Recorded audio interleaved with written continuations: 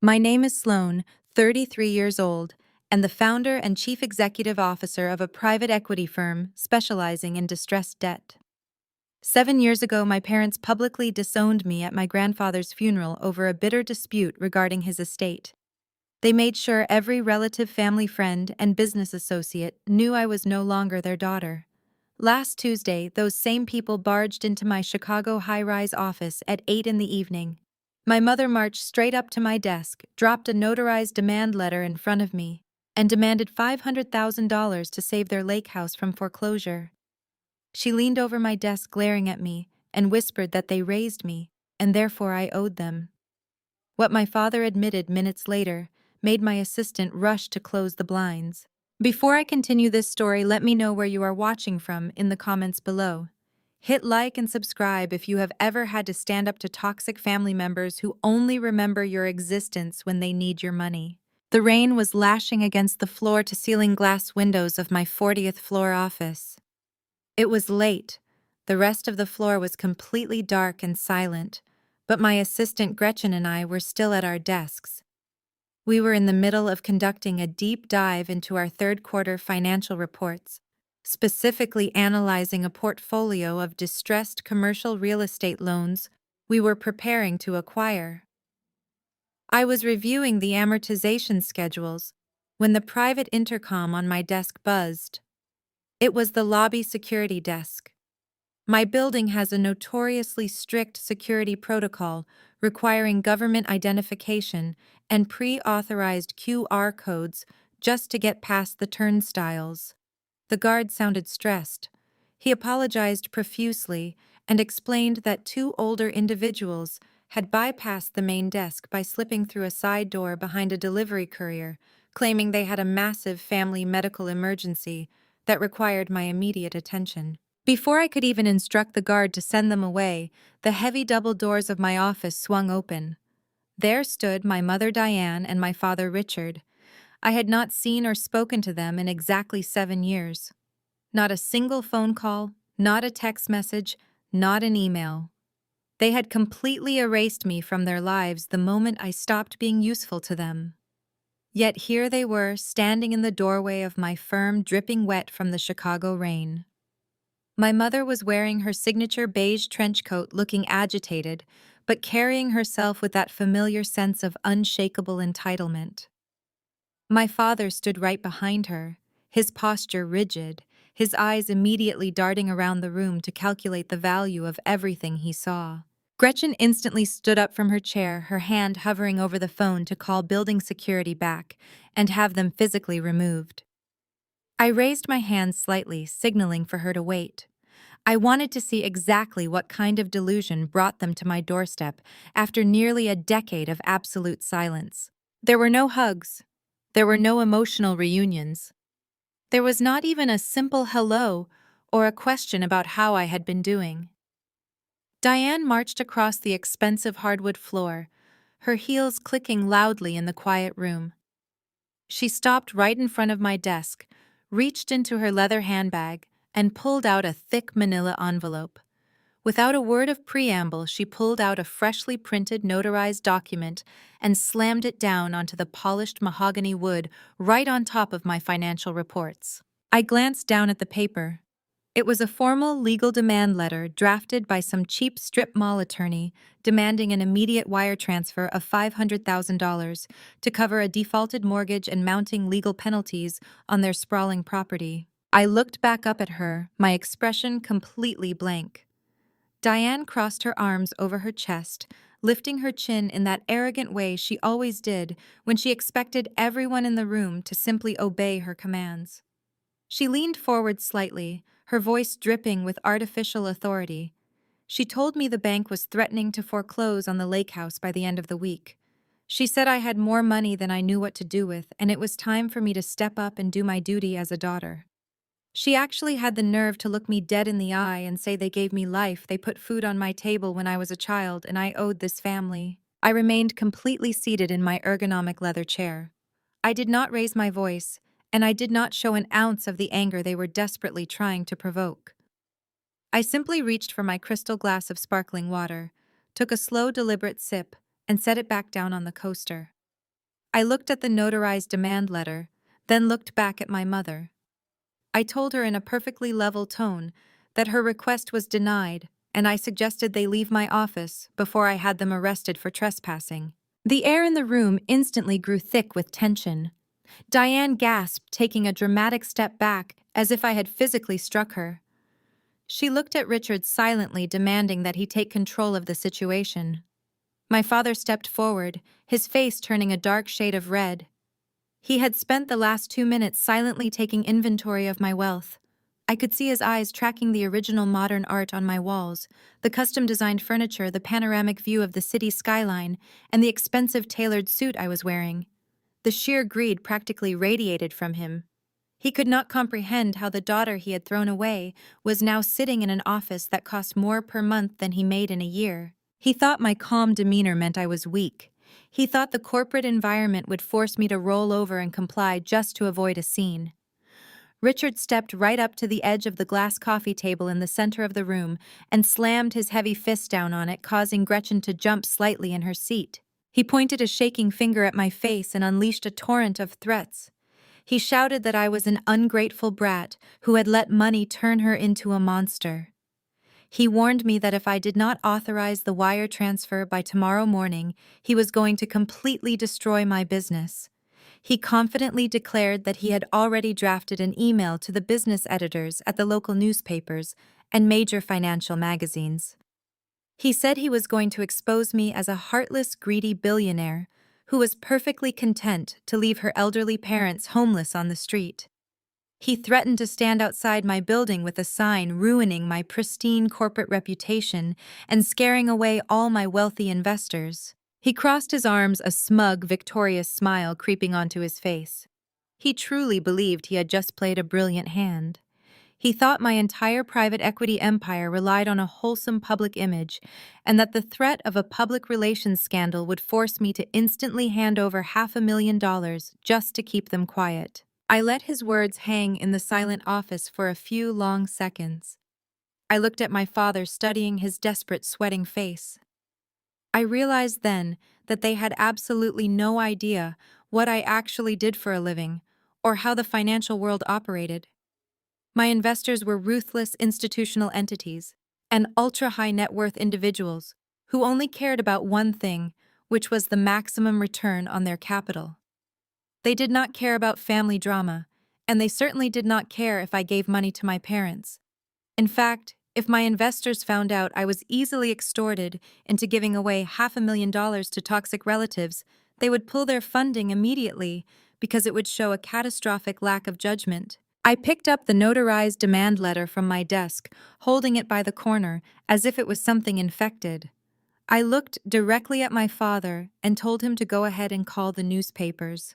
I told him to call the television stations too and make sure they got my good side.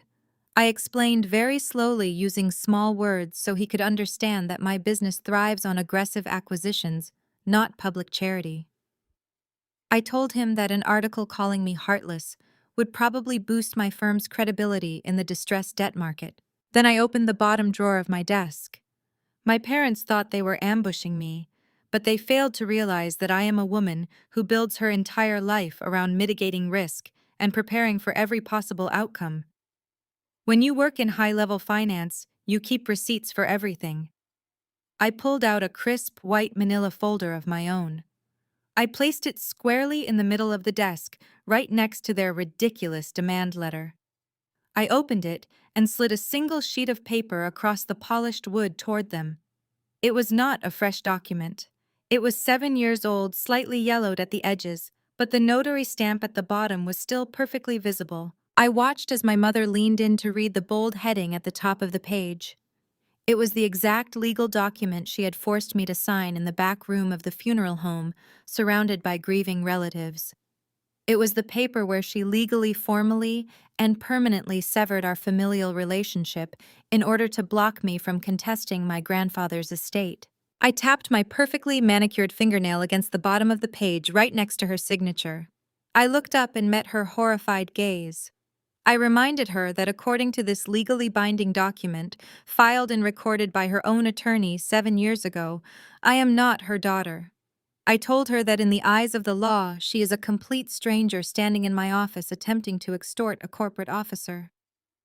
I leaned back in my chair, interlaced my fingers, and asked them what exactly made them think a stranger was entitled to $500,000 of my money. The silence in the office was deafening. Diane stared at her own signature, the ink still stark against the aged paper. The arrogant sneer wiped completely off her face, replaced by a sudden and sickening realization. She opened her mouth to speak, but no words came out. Richard swallowed hard, his chest heaving nervously. He tried to maintain his aggressive posture, but the fight had been entirely drained from him. Diane reached out with a trembling hand, trying to snatch the document away. I smoothly pulled the folder back out of her reach, placing it safely on my side of the desk. I looked at her and smiled a cold and calculated smile. I picked up the paper and held it up to the light. I told them I thought it would be beneficial to refresh their memories on the exact phrasing they had their expensive lawyer draft all those years ago. I cleared my throat and began reading the specific clause out loud.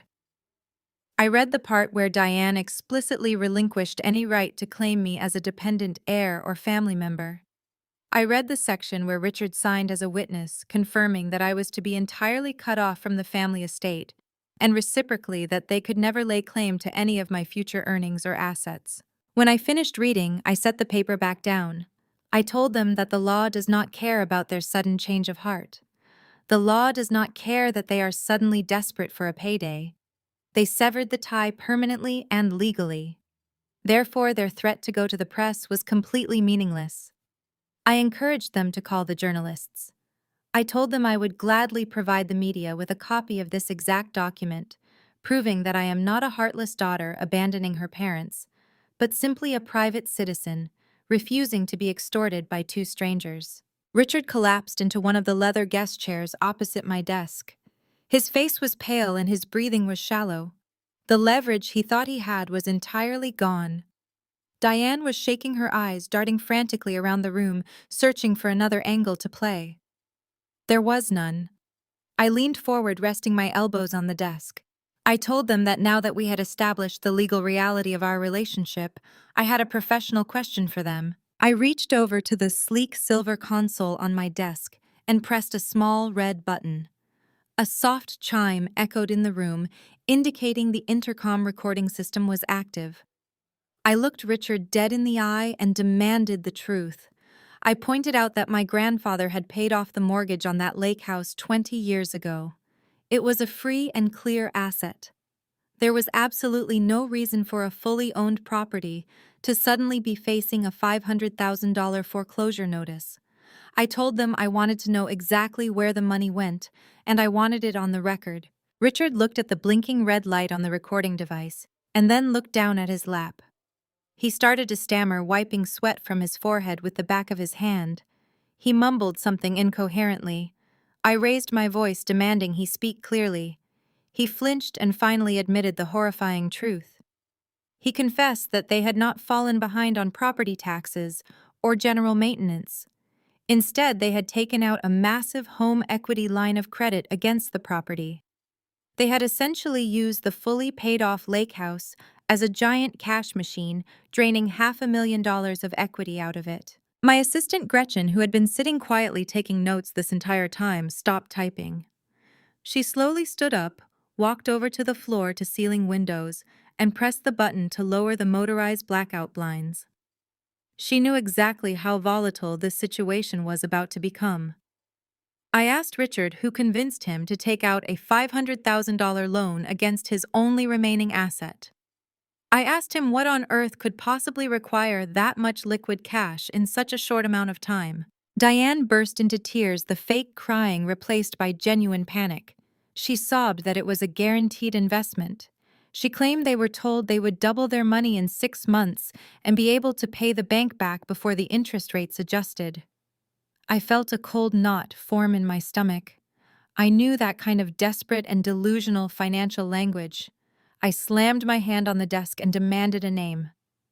Richard squeezed his eyes shut and whispered that Donovan had handled the investments. Donovan. the flashy, smooth-talking former college athlete who had married my golden child sister Paige. I leaned back in my ergonomic chair, letting the sheer absurdity of their situation wash over me. Donovan had never held a real job in his entire life. He spent his days posting luxury car photos on social media and pretending to be a venture capitalist. And my parents, who had thrown me away for wanting to manage my grandfather's commercial real estate portfolio, had willingly handed $500,000 of equity to a man whose only qualification was catching a football a decade ago. Gretchen, sensing the temperature in the room dropping to absolute zero, silently walked over to the floor-to-ceiling windows. She pressed the panel on the wall, lowering the heavy motorized blackout blinds. The glittering Chicago skyline disappeared, sealing us inside the brightly lit office. She knew exactly how ruthless I was about to be, and she was ensuring we had complete privacy for the execution. Diane wiped her mascara-stained cheeks, looking up at me with fake pleading eyes. She begged me to help them, promising that Donovan just needed a little more capital to unlock his frozen crypto assets. She actually said they would pay me back with interest by Christmas. I rested my hands flat on the glass desk. I told them that before we even discussed the possibility of a $500,000 bailout, we were going to clear the air. I pointed a perfectly manicured finger at the blinking red light on the recording console. I told them that if they wanted my money, they were going to recount exactly what happened at my grandfather's funeral 7 years ago for the official corporate record. Diane instantly stiffened. Her fake tears vanished completely, replaced by a defensive, ugly scowl. She waved her hand dismissively, claiming that the funeral was a long time ago and emotions were simply running high. She tried to gaslight me right there in my own office, saying I had completely misunderstood the situation and that they were only trying to protect me from the stress of managing a complex estate. I did not let her finish that ridiculous lie. I leaned forward and told her that gaslighting might work on her country club friends, but it does not work in a corporate boardroom. I demanded she tell the microphone exactly why I was physically removed from the front row of the church during the eulogy. Richard looked down at his expensive leather shoes, entirely too cowardly to speak. Diane crossed her arms tightly across her chest, her jaw clenched. When she adamantly refused to answer, I gladly answered for her. I stated clearly for the recording that I was 26 years old, actively grieving the only person in the family who ever truly loved and respected me. And right before the priest began speaking, Diane marched over and forced me out of my seat so that Donovan and his extended family could sit in the front row. They prioritized my sister's brand new boyfriend over the deceased man's own flesh and blood granddaughter. Diane snapped back, her harsh voice echoing in the soundproof office. She yelled that Paige was about to be engaged, and it was critically important to make a good impression on Donovan's wealthy parents. She actually tried to justify treating me like a second-class citizen to secure a flashy marriage proposal for her golden child. I nodded slowly, letting the recording device capture every single ounce of her toxic entitlement. Then I moved to the next piece of evidence. I brought up the private family waiting room at the funeral home. I asked her to explain to the microphone why my left cheek was bruised in all the photographs from the reception. Richard finally spoke up, his voice shaking terribly. He told me to let it go, claiming it was just a minor disagreement blown out of proportion. I slammed my hand on the desk, the sound cracking like a whip through the quiet room.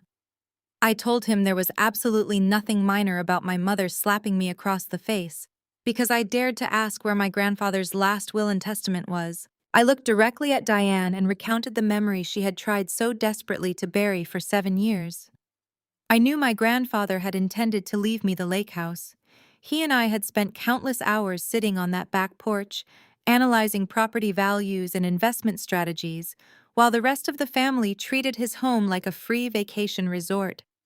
When I asked the corrupt estate lawyer about the missing will, Diane dragged me into the private waiting room. I forced her to listen as I repeated the exact words she had hissed at me that day. I reminded her how she called me a greedy, ungrateful brat who was trying to steal Paige's perfect future. I reminded her of the stinging slap across my face and how Richard stood right outside the heavy wooden door guarding it so no one would interrupt her physical assault. I stared at her, watching the memory of that slap register in her eyes. I did not let the silence stretch. I demanded that Diane state for the recording exactly why she felt the need to physically assault her 26-year-old daughter minutes before a legal proceeding.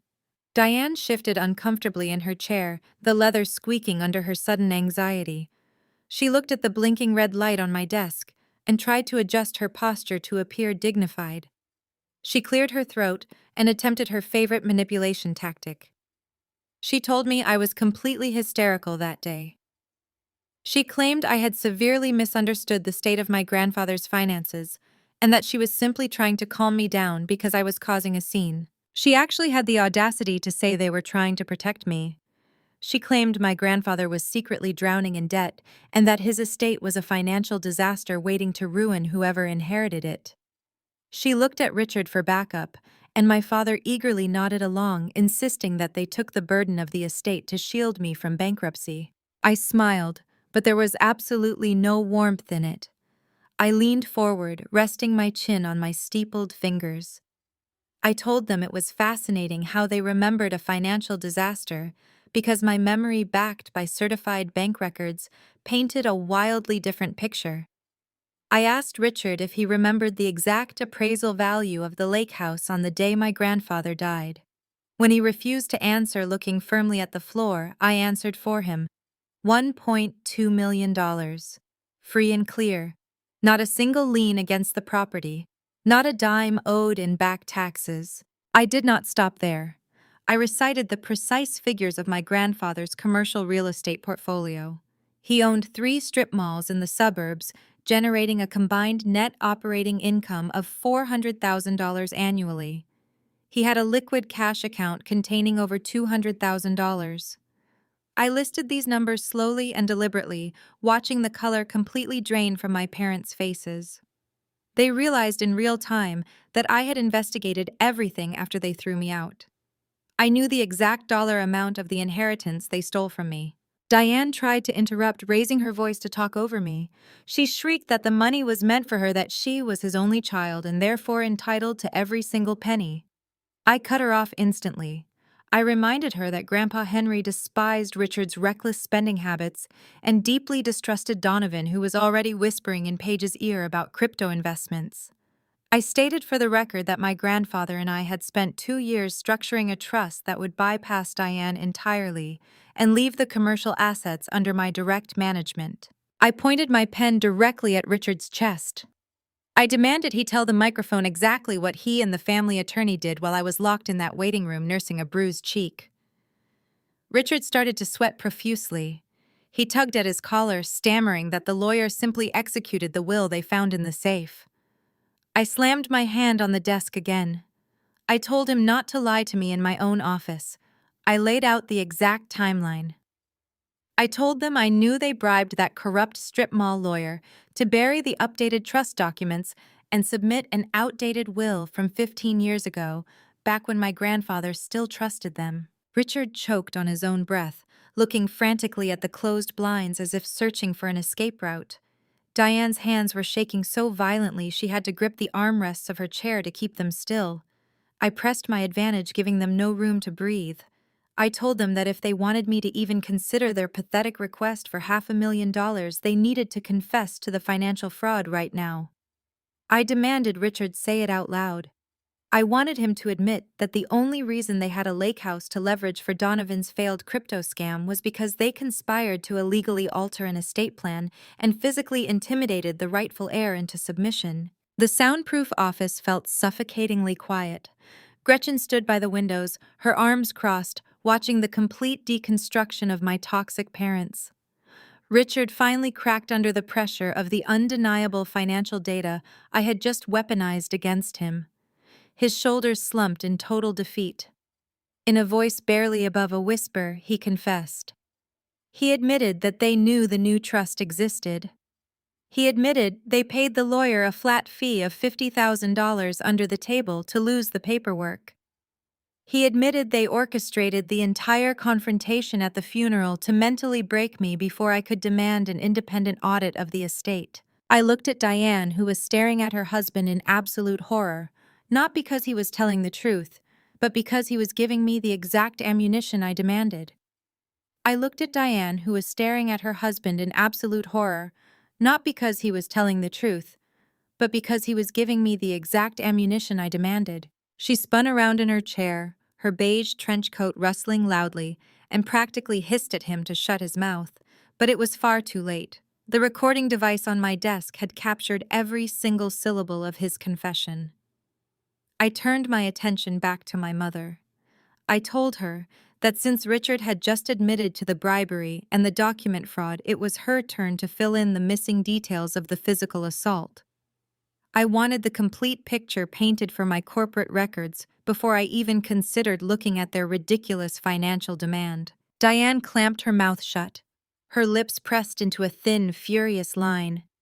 I leaned back and decided to narrate the rest of the memory for her, ensuring every detail was perfectly logged. I stated that the morning of the funeral, I arrived early to arrange the floral displays my grandfather had specifically requested. I had spent the entire week actively grieving, helping the funeral director, and managing the logistics, while my parents were entirely focused on impressing Donovan and his wealthy parents. I recounted how mere minutes before the service was set to begin, I took my rightful seat in the front row directly behind the casket. That was when Diane approached me. I asked her to confirm for the microphone what she whispered in my ear. When she remained stubbornly silent, I spoke clearly into the room. I said that my own mother grabbed my arm, dug her acrylic nails into my skin, and ordered me to get up and move to the back of the chapel. She told me that Donovan's parents needed to sit in the front row so they would feel properly respected. I looked right into Diane's eyes and asked her how she justified treating her own flesh and blood like a seat filler to impress a man who would eventually bankrupt her. She flinched, the reality of her terrible decisions crashing down on her. I did not give her a second to recover. I moved straight to the confrontation in the waiting room. I explained that after the humiliating eviction from the front row, I realized something was deeply wrong. I had asked the estate attorney, who was lingering nervously by the chapel entrance, for a copy of the finalized trust. He had stammered, refused to make eye contact, clutched his leather briefcase tightly against his chest, and scurried away like a frightened rat. That was when I demanded answers from my parents. I told the microphone how Diane grabbed me by the collar of my black morning dress and violently shoved me into the private family waiting room. Richard had immediately shut the heavy oak door behind us, standing guard like a bouncer, to ensure none of the other guests witnessed what was about to happen. I stared at my father and asked him if he remembered the look on my face when my mother raised her hand. I asked him if he remembered the sickening sound her palm made when it struck my cheek. I asked him if he felt like a strong, capable man watching his wife strike his grieving 26-year-old daughter. Diane finally snapped. She slammed her hands down on the armrests of her chair and screamed that I deserved it. She yelled that I was a selfish, ungrateful child who was trying to ruin her perfect day. She actually called her own father's funeral her perfect day simply because she was treating it like a high society networking event for Paige's future in-laws. She shrieked that I was obsessed with the lake house and the commercial properties, completely ignoring the emotional toll the day was taking on the family. I smiled a razor-thin smile. I pointed out the absolute hypocrisy of her statement. I stated for the record that the only people obsessed with money that day were the two people who had just paid a corrupt lawyer $50,000 to conceal a legal document. I reminded her of the exact words she spat at me while my cheek was stinging from her blow. She had pointed her finger in my face and told me that I was getting absolutely nothing. She told me Grandpa Henry was senile when he drafted the new trust, and she was stepping in to correct his mistakes to protect the family legacy. I looked at the recording console, then back at my parents. I told them that their desperate attempt to hide the will was not just a moral failure, but a calculated criminal act of fraud. They had deliberately concealed my inheritance, physically assaulted me to keep me quiet, and manipulated the legal system to steal an estate they had zero right to manage. And now, 7 years later, they were sitting in my pristine corporate office begging for my money to save the very assets they had stolen from me. The irony was so thick it was practically suffocating them. I watched them squirm under the weight of their own actions. I leaned across the desk and demanded they recall what happened the exact second after my mother struck me. I painted the picture for the recording. The heavy oak door of the waiting room creaked open, and their hired attorney slipped inside. He did not ask if I was all right. He did not question the red welt blooming across my cheek. Instead, he simply unclasped his expensive leather briefcase, pulled out a thick stack of freshly printed legal documents, and laid them out on the small glass coffee table. I turned my gaze entirely to my father. I asked him to describe for the corporate record exactly what he was holding in his hands while the attorney arranged those papers. Richard swallowed hard, his jaw tight with nervous energy, but he refused to meet my eyes. I did not let him hide behind his silence.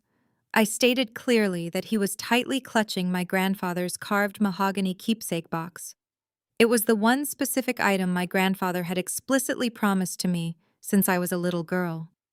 Inside that beautiful wooden box rested his vintage gold pocket watch and his handwritten leather journal. That journal contained decades of his personal thoughts, his business philosophies, and the memories we had shared. It was the only tangible piece of his soul left in this world. I asked Diane to repeat the ultimatum she presented to me in that cold room.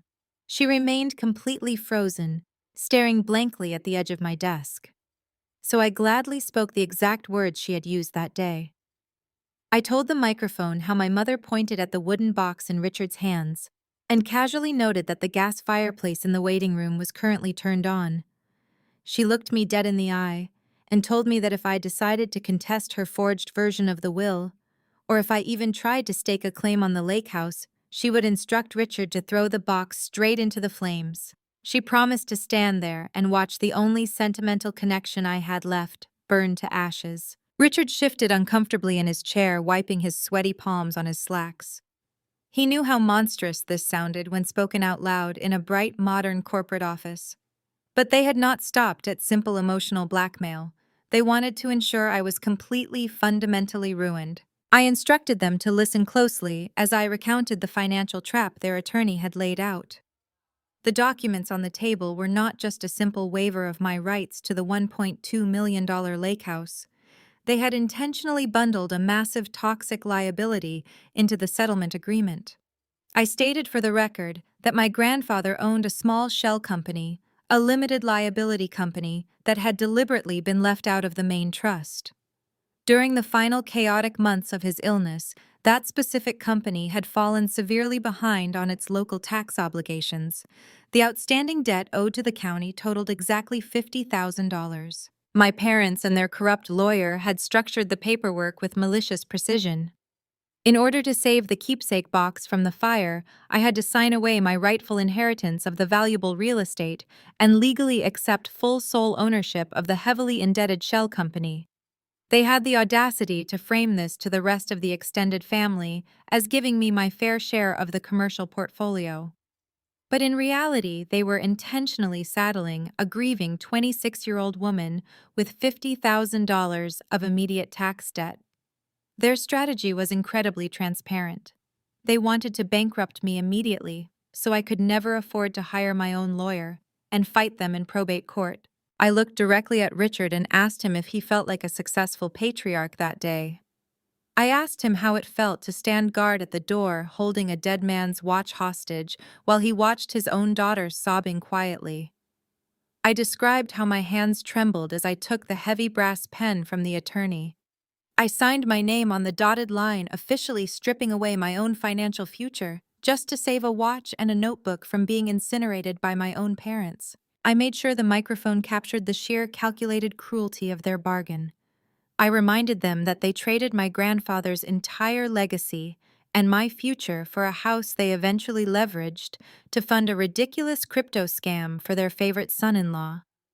They sat in my office completely silent, realizing that their brilliant extortion plot from 7 years ago was now the exact weapon I was using to dismantle them. I did not let the silence linger. I told them that the extortion in the private waiting room was only the beginning of their calculated cruelty. I pointed my finger at Richard and reminded him of what he did next. He reached out, grabbed my arm tightly enough to leave finger marks, and forced me to walk back out into the main reception hall. 63 guests were gathered there drinking coffee and eating catered sandwiches. 63 people who had known me my entire life. There were extended family members, my grandfather's longtime business associates, and even my own childhood friends. I described how the room fell completely silent when Diane marched out behind me. She did not just want to steal my inheritance privately. She wanted to ensure I could never come back and ask any of those people for help. She wanted to destroy my reputation so completely and publicly that her financial theft would look like righteous parenting. I asked Diane to look at the blinking red light on my desk and recall the exact words she used when she grabbed a silver spoon and clinked her glass to get everyone's undivided attention. When she looked away, shivering in her expensive beige trench coat, I spoke her words to the recording device myself. I told the room that Diane stood on the small, elevated platform next to the beautiful floral arrangements I had arranged that morning. She cleared her throat and announced that I was a complete disgrace to my grandfather's memory. She told 63 people that I had demanded an early payout of his estate while he was literally on his deathbed, which was a complete and total fabrication. She claimed I was trying to bankrupt the family out of sheer greed and malice. I looked at Richard.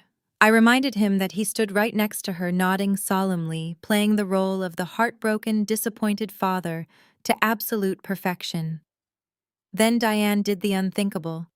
She gestured to their corrupt attorney, who had followed us out and placed the final disownment documents right on the registry table. He laid the papers out right next to the guest book where people had just signed their condolences. Diane announced to the entire room that as of that moment, I was no longer her daughter. She stated that I was officially disowned, and she strictly forbade anyone in that room from offering me shelter, financial assistance, or employment. I forced them to listen as I detailed the ultimate humiliation. I walked up to that registry table under the piercing, judgmental stares of 63 silent guests.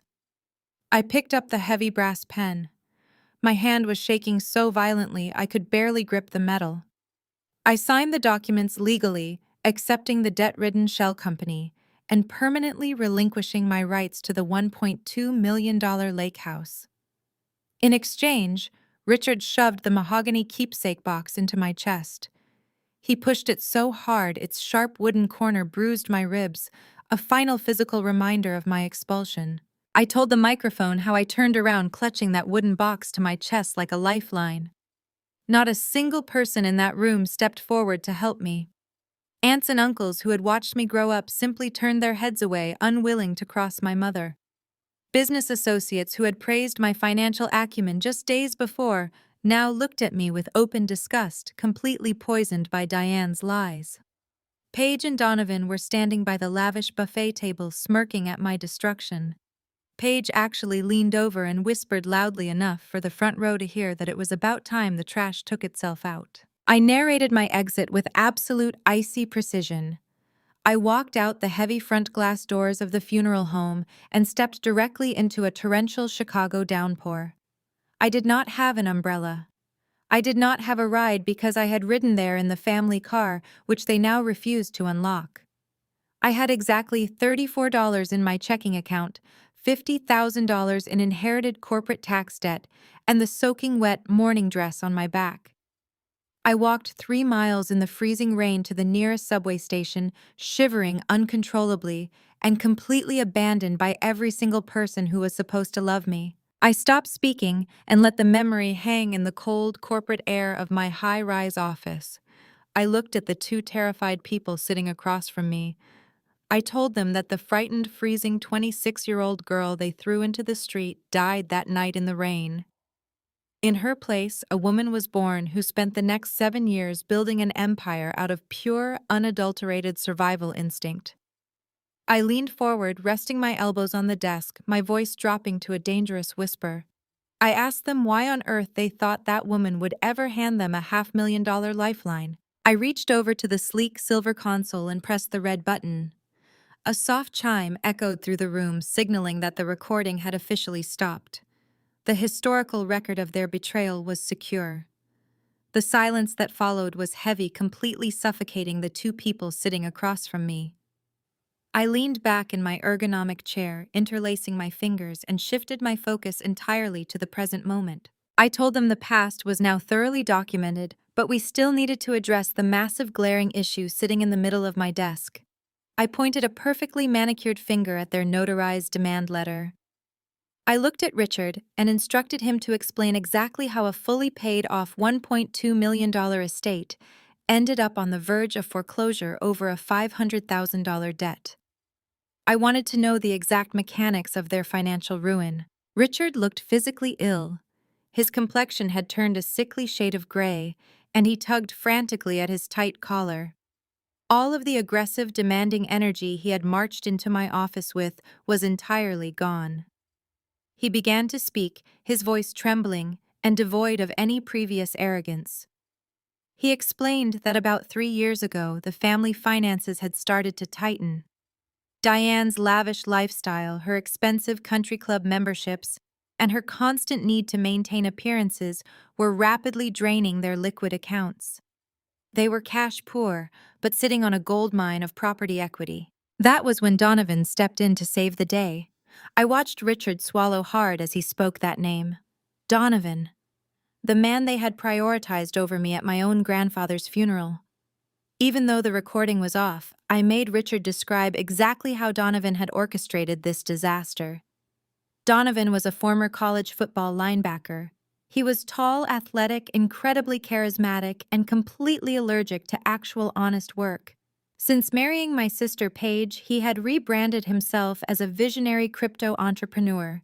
He drove a leased Range Rover, wore oversized designer watches, and constantly talked loudly about decentralized finance at every family gathering to make himself sound like a genius. Richard confessed that Donovan had approached him with what he called a once-in-a-lifetime investment opportunity. Donovan pitched a brand-new revolutionary cryptocurrency token that was supposedly guaranteed to skyrocket in value. He used aggressive, manipulative language, convincing Richard that traditional banking was dead and that leveraging the lake house was the absolute only way to secure true generational wealth for the family. Diane, completely seduced by Donovan's flashy lifestyle and Paige's constant bragging about their imaginary wealth, heavily pressured Richard into agreeing. They went to a regional commercial bank and took out a $500,000 home equity line of credit against the lake house. They did not hire an independent financial advisor. They did not conduct a single hour of due diligence. They simply signed the paperwork and handed every single penny of that money directly to Donovan. I asked Richard what the name of this revolutionary token was. He mumbled the answer, looking at his shoes. It was some absurd, meaningless string of words that practically screamed internet scam. I did not laugh, though the urge to do so was incredibly strong. I asked him where the money was right now. Richard squeezed his eyes shut, a tear of pure humiliation leaking out. He admitted that the coin crashed within 48 hours of their massive investment. It was a classic rug pull. The anonymous founders drained the entire liquidity pool, completely shutting down the project and disappearing without a trace. The $500,000 vanished into the digital ether, completely untraceable and entirely unrecoverable. I laid out the brutal reality of their situation. I told them that because Donovan had no actual assets of his own, no registered business entity, and no regulatory licensing, there was absolutely no legal recourse. They could not sue him without publicly bankrupting their favorite daughter, Paige, and they could never recover those funds from anonymous scammers. Meanwhile, the interest on the massive line of credit had compounded month after month. When they missed 6 consecutive monthly payments, the bank legally initiated the foreclosure proceedings. I let the magnificent, biting irony of the situation settle over the room. I looked at Diane, who was staring blankly at the floor, too ashamed to even look at her husband. I told her it was genuinely poetic. They had destroyed their relationship with their financially literate daughter to protect a valuable estate, only to willingly hand that entire estate over to a financially illiterate con artist simply because he knew how to wear a tailored suit and flatter her massive ego. As I delivered this final crushing assessment of their intelligence, the heavy glass doors to my office suddenly flew open for the second time that night. Lobby security had clearly failed completely, or rather the incoming reinforcements had simply bullied their way past the front desk. The heavy glass doors to my office swung open with such force that they practically bounced off their hinges. Lobby security had clearly failed completely, or rather the incoming reinforcements had simply bullied their way past the front desk. In marched my younger sister Paige and her husband Donovan. They did not look like people on the verge of financial ruin. They looked exactly like people who had just spent $500,000 of stolen equity trying to look incredibly wealthy. Paige was 30 years old, but she still carried herself with the arrogant strut of a high school cheerleader who was used to getting whatever she wanted. She was wearing a perfectly tailored white designer coat that probably cost more than my first car. Her blonde hair was professionally blown out, cascading over her shoulders in perfect waves. She had a massive glittering diamond ring on her finger that caught the harsh overhead lighting of my office. Right behind her was Donovan. He was 32, tall and physically imposing, wearing a custom-fitted navy blue suit that barely contained his broad shoulders. He walked with an exaggerated swagger, his head held high, looking around my office with open disdain. He had a gold Rolex watch strapped to his wrist, a watch I instantly recognized as the exact model my grandfather used to wear. The sight of it made my blood run cold. But they were not alone. Trailing behind them, looking entirely out of place in my sleek corporate environment, was a short, balding man in a cheap, rumpled gray suit. He clutched a battered leather briefcase and was sweating profusely, dabbing his forehead with a crumpled tissue. This was clearly the sleazy, aggressive lawyer they had hired to apply maximum pressure. Paige did not even acknowledge my presence at first. She marched straight over to Diane, wrapped her arms around our mother's shoulders, and dramatically kissed her on the cheek. She asked Diane if I was being difficult, her tone dripping with condescension. She spoke about me as if I were a petulant child throwing a tantrum, completely ignoring the fact that she was standing in the center of the financial empire I had built from the ground up. Donovan stepped forward, positioning himself directly between me and my parents. He puffed out his chest, trying to use his sheer physical size to intimidate me. He placed both his hands firmly on my desk and leaned in close, his face just inches from mine. He told me that my little power trip was officially over. He said the family had indulged my tantrum long enough and it was time for me to stop playing businesswoman and write the check to save the house. I did not flinch. I did not lean back. I held his gaze, my expression completely neutral. I noticed a small speck of lint on his expensive lapel and casually brushed it off. I told him that I found it incredibly bold for a man who had just vaporized $500,000 of my parents' retirement funds on a fake internet coin to walk into my office and demand anything. Donovan's face turned a dark shade of crimson. He slammed his hand on the desk, rattling the crystal glasses. He raised his voice, shouting that it was a calculated market correction, not a scam.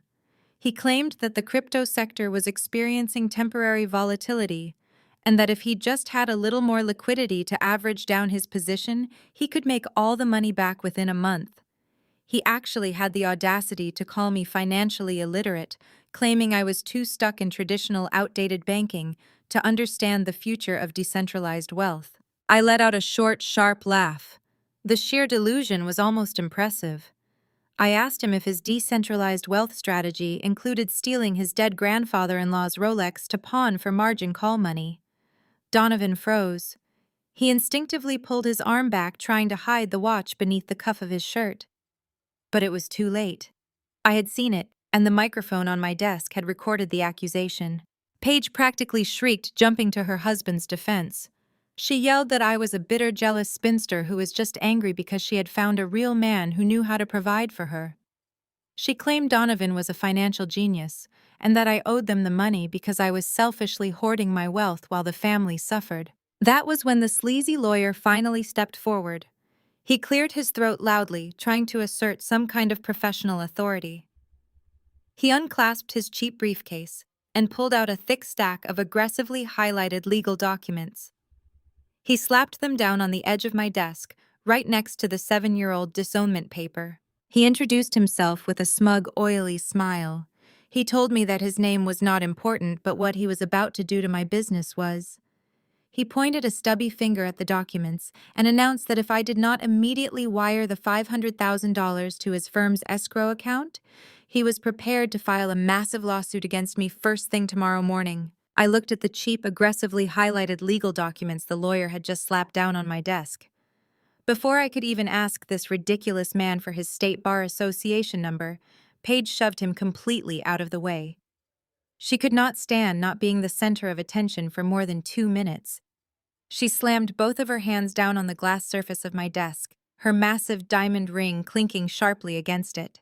She leaned over her face, twisted in an ugly theatrical display of rage and fake tears. She began screaming at the top of her lungs, her voice shrill and echoing off the soundproof walls of my office.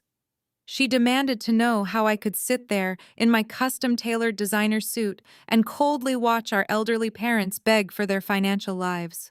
She shrieked that I was a complete psychopath entirely devoid of human emotion or basic decency. She claimed that while she had spent the last 7 years taking care of Diane and Richard, bringing them joy, hosting their holiday dinners, and being a devoted daughter, I had been hiding in my corporate glass tower hoarding millions like a greedy monster.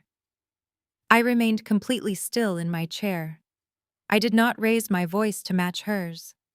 I simply observed her frantic performance. The contrast between us could not have been more obvious or pathetic. I was sitting in the corner office of a multi-million-dollar private equity firm that I had built from the ground up through relentless work and strategic acquisitions. She was standing in front of me wearing a white designer coat, paid for by a fraudulent home equity line of credit, screaming because the fake internet money her husband bought had vanished into thin air. She was 30 years old, a grown woman by any standard, yet she was throwing a spectacular temper tantrum like a spoiled toddler in a toy store. My absolute silence seemed to infuriate her even more.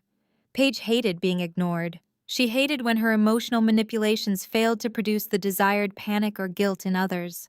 She pointed her manicured finger right at my face and yelled that I owed her personally. She actually claimed that because she had taken on the heavy emotional burden of being the only child left in the family, I was financially obligated to compensate her for her stress. She said the $500,000 was just a tiny fraction of what I should be giving them to make up for my 7 years of selfish absence. When I still refused to react to her ridiculous demands, her anger boiled over into physical violence. She lunged forward, stretching her arms aggressively across my wide mahogany desk. She reached directly for the crisp manila folder containing the 7-year-old notarized disownment document. She screamed that she was going to rip that stupid piece of paper to shreds so I could not hide behind legal technicalities anymore. I was faster and far more composed. I calmly placed my hand flat over the folder and slid it smoothly out of her reach before her fingers could even graze it. But Paige was completely out of control. Her long acrylic nails scrambled across the polished glass top of the desk.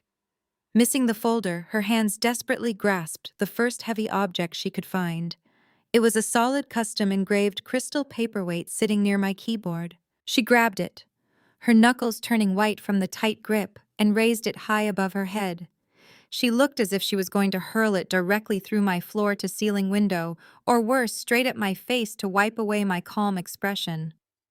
Gretchen gasped from the corner of the room and immediately took a step forward, fully prepared to physically intervene and protect me. But I simply raised my hand to stop Gretchen locking eyes with my furious sister. I did not blink. I kept my voice incredibly low, maintaining a dangerously even tone. I told Paige that if she threw that crystal paperweight, she would not be leaving this building in the passenger seat of her least luxury vehicle. I promised her with absolute certainty that she would be leaving in the back of a police cruiser, wearing heavy steel handcuffs charged with felony assault and the destruction of corporate property. I reminded her that there were high-definition security cameras in the elevators, the main lobby, and the hallways outside my door.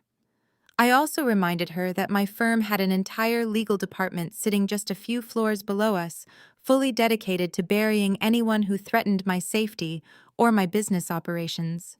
Paige froze completely. Her arm was still raised in the air, trembling slightly under the weight of the crystal block. She looked deep into my eyes and saw absolutely zero hesitation. She realized in that exact second that I was not Diane or Richard. I was not going to placate her, soothe her fragile ego, or give in to her violent demands just to keep the peace in the family. I was perfectly willing to press criminal charges and watch her go to jail. Slowly, the fight drained out of her posture. Her breathing was ragged as she slowly lowered her arm and dropped the heavy crystal paperweight back onto the desk with a loud, defeated thud. She stepped back, wrapping her arms tightly around herself, suddenly looking very small. She looked over at Donovan for backup, but he was currently busy staring at the floor, still trying to hide the stolen Rolex watch under his shirt cuff. Paige turned back to me, tears of genuine frustration and powerlessness spilling down her cheeks. She choked out a sob and told me I was a heartless monster. I looked at her ruined makeup, her trembling hands, and the desperate greed radiating from her every movement. I told her that having no heart was a highly effective business strategy when dealing with parasites. Paige recoiled as if she had been physically struck, her face crumpling into an ugly mask of defeat. She backed away from my desk, her expensive white coat suddenly looking more like a surrender flag. Seeing his wife completely neutralize Donovan decided it was his turn to take control of the room. He stepped up deliberately, physically blocking Paige from my view, and puffed out his chest.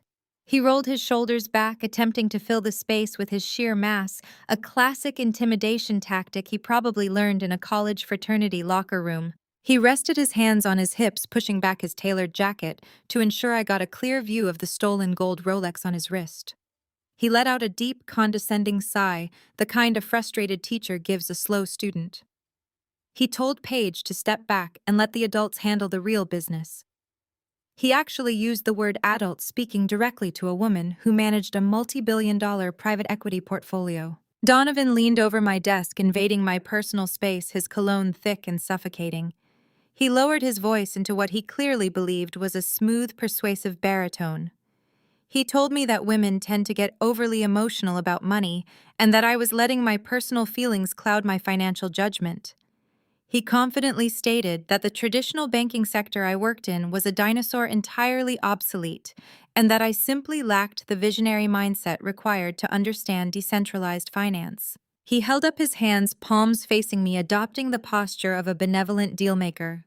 He proposed what he called a mutually beneficial synergy. He promised that if I just wired the $500,000 to clear the immediate bank lien on the lake house, he would consider it a temporary liquidity loan. He swore on his honor as an entrepreneur that the crypto market was experiencing a minor predictable dip. He looked me dead in the eye and guaranteed that within 6 months, his altcoin portfolio would rebound exponentially. He promised to pay me back my $500,000 plus a generous 20% interest rate just to prove there were no hard feelings. I sat perfectly still, letting his ridiculous buzzword-filled monologue hang in the quiet air of my office.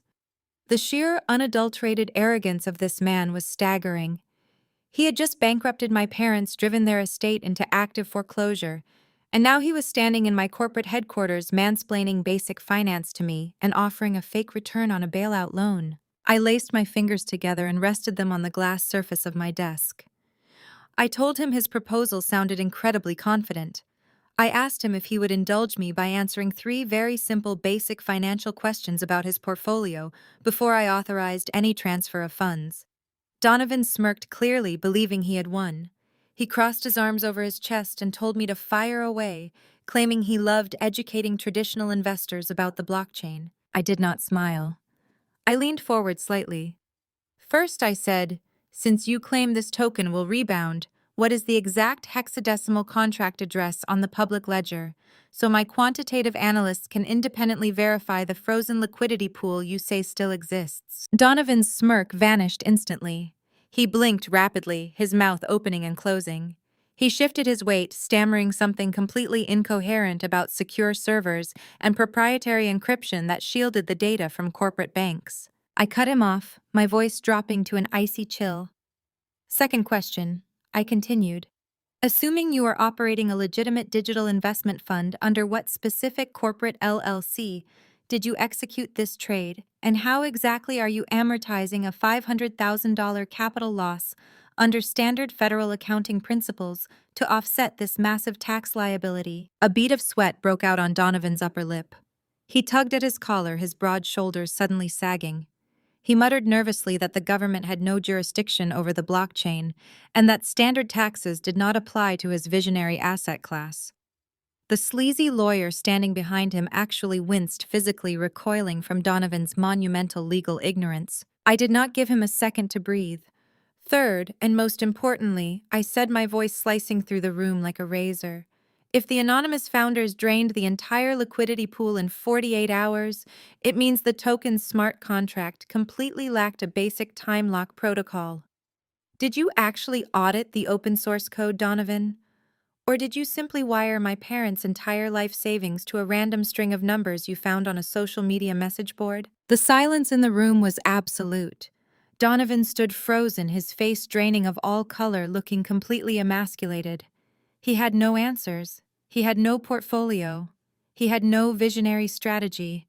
He was nothing but a gullible mark who had fallen for the most basic internet scam in existence. I looked past him to my parents. Diane had both hands clamped over her mouth, her eyes wide with horror as the reality of her favorite son-in-law's utter incompetence finally sank in. Richard looked physically ill, staring at Donovan with pure disgust. I shifted my gaze to the sweaty lawyer clutching his briefcase. I asked him if he still wanted to threaten my firm with a lawsuit on behalf of a man who just confessed to gross financial negligence and tax evasion in front of multiple witnesses. The lawyer dabbed his forehead with his crumpled tissue, visibly swallowing hard. He looked at Donovan, then back at me, his beady eyes narrowing. He completely ignored my question about his client's financial negligence. Instead, he puffed out his chest, attempting to project an aura of legal menace that completely failed to match his ill-fitting suit. He stepped right up to the edge of my desk and slapped a thick, bound legal brief directly onto the glass surface. The loud smack echoed sharply in the quiet room. He declared that Donovan's investment strategies were entirely separate from the legal matter at hand. He told me that his name was Arthur Vance and he represented Richard and Diane as their primary counsel in a civil suit against me. I raised an eyebrow, genuinely curious about what possible legal fiction he had concocted. He tapped a stubby finger on the cover of the brief and announced he was invoking the filial responsibility law. Paige crossed her arms and smirked, clearly believing this was their trump card. Arthur leaned in, lowering his voice to a theatrical, menacing register. He explained that 29 states, including the one we currently resided in, had archaic but active statutes on the books regarding filial piety. These laws legally required adult children to provide financial support for indigent parents who could no longer care for themselves. He stated that since the estate was in active foreclosure and my parents were effectively bankrupt, the burden of their housing, medical care, and general welfare fell squarely on my shoulders. He began to pace in front of my desk, wiping his brow again. He painted a very vivid, highly calculated picture of the public relations nightmare he was about to unleash upon my life. He promised to file the lawsuit first thing Monday morning in open court. He threatened to subpoena my personal bank statements, my firm's corporate tax returns, and every single financial record tied to my name. He claimed he would drag my board of directors into endless, grueling depositions to determine the exact extent of my wealth. Arthur then played his favorite card. He smiled a greasy, unpleasant smile and warned me about the media optics.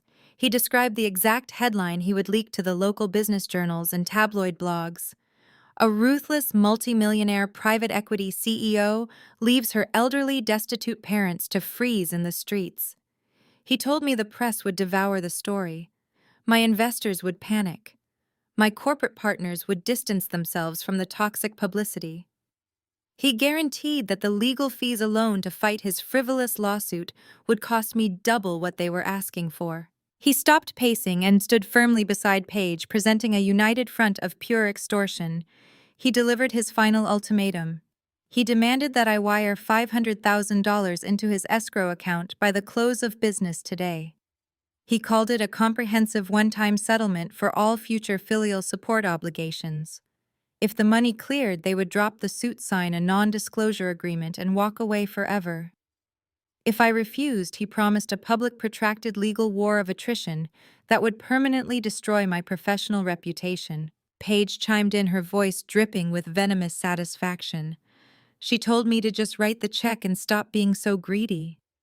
She said it was the cost of doing business, and that I should consider it a cheap price to pay to keep my precious corporate image intact. Diane and Richard remained silent, their eyes darting between me and the lawyer. They were actually going along with this. They were allowing a sleazy attorney to publicly blackmail their own daughter using an obscure 19th century poor law, just to cover up the fact that they had handed their estate to a con artist. I did not reach for my checkbook. I did not call my legal department to negotiate a settlement. I sat back in my ergonomic chair and steepled my fingers carefully analyzing Arthur Vance. I knew about filial responsibility laws. They were legal relics mostly used by nursing homes trying to recoup unpaid medical debts, and they were notoriously difficult to enforce. They required strict proof of complete indigence, and they almost always factored in the parent's own financial mismanagement. I looked Arthur up and down, noting the frayed cuffs of his shirt and the scuffed toes of his cheap leather shoes. I realized instantly that this man had absolutely no intention of actually going to trial. A prolonged, high-profile legal battle against a corporate defense team would ruin a bottom-feeding attorney like him. He was banking entirely on shock value. He was hoping I would be so terrified of a public scandal that I would immediately authorize a massive payout just to make him disappear. He wanted a quick, unearned contingency fee to pay off his own debts. I tilted my head, studying him like a fascinating biological specimen under a microscope.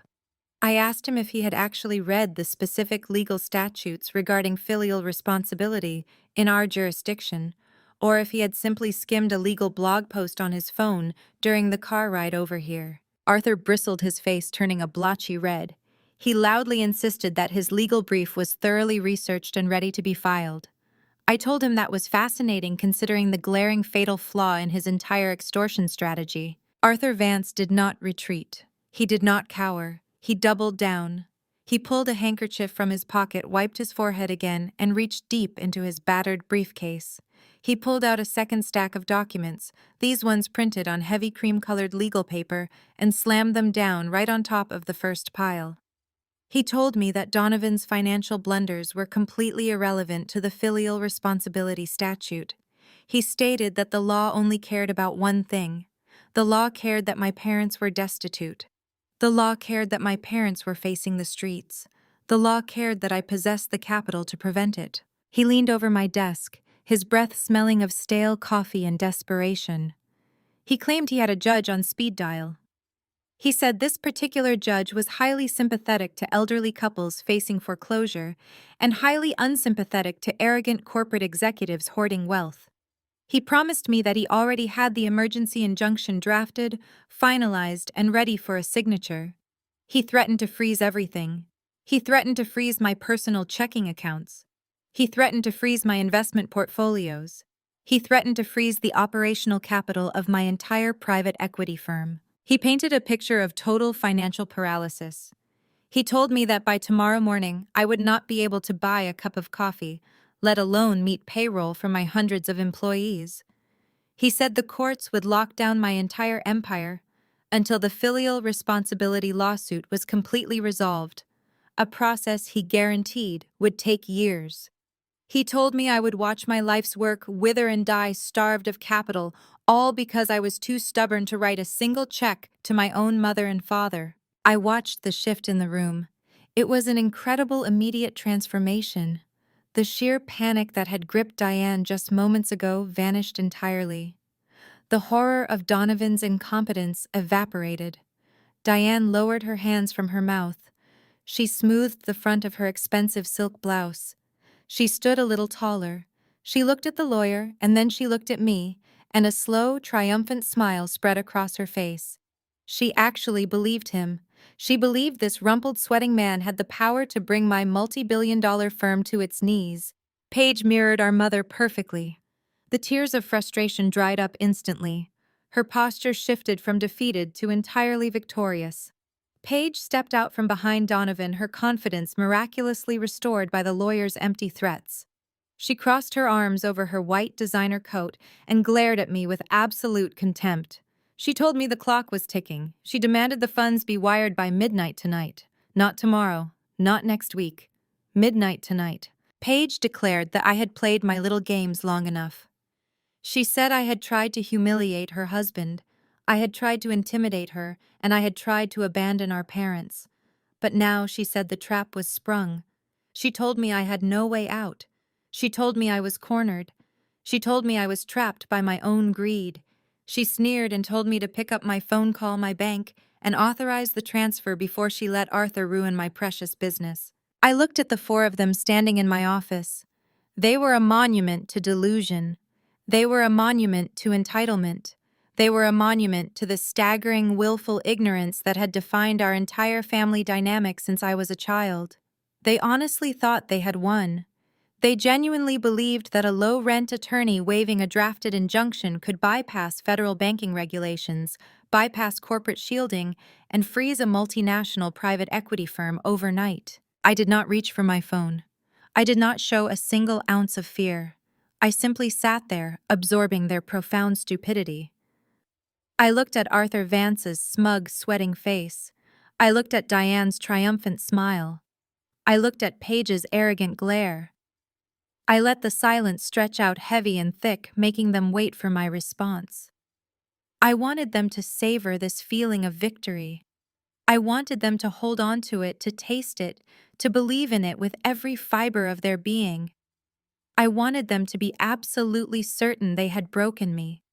Because the higher they climbed on this ladder of delusion, the harder the fall was going to be. I calmly adjusted the cuffs of my suit jacket.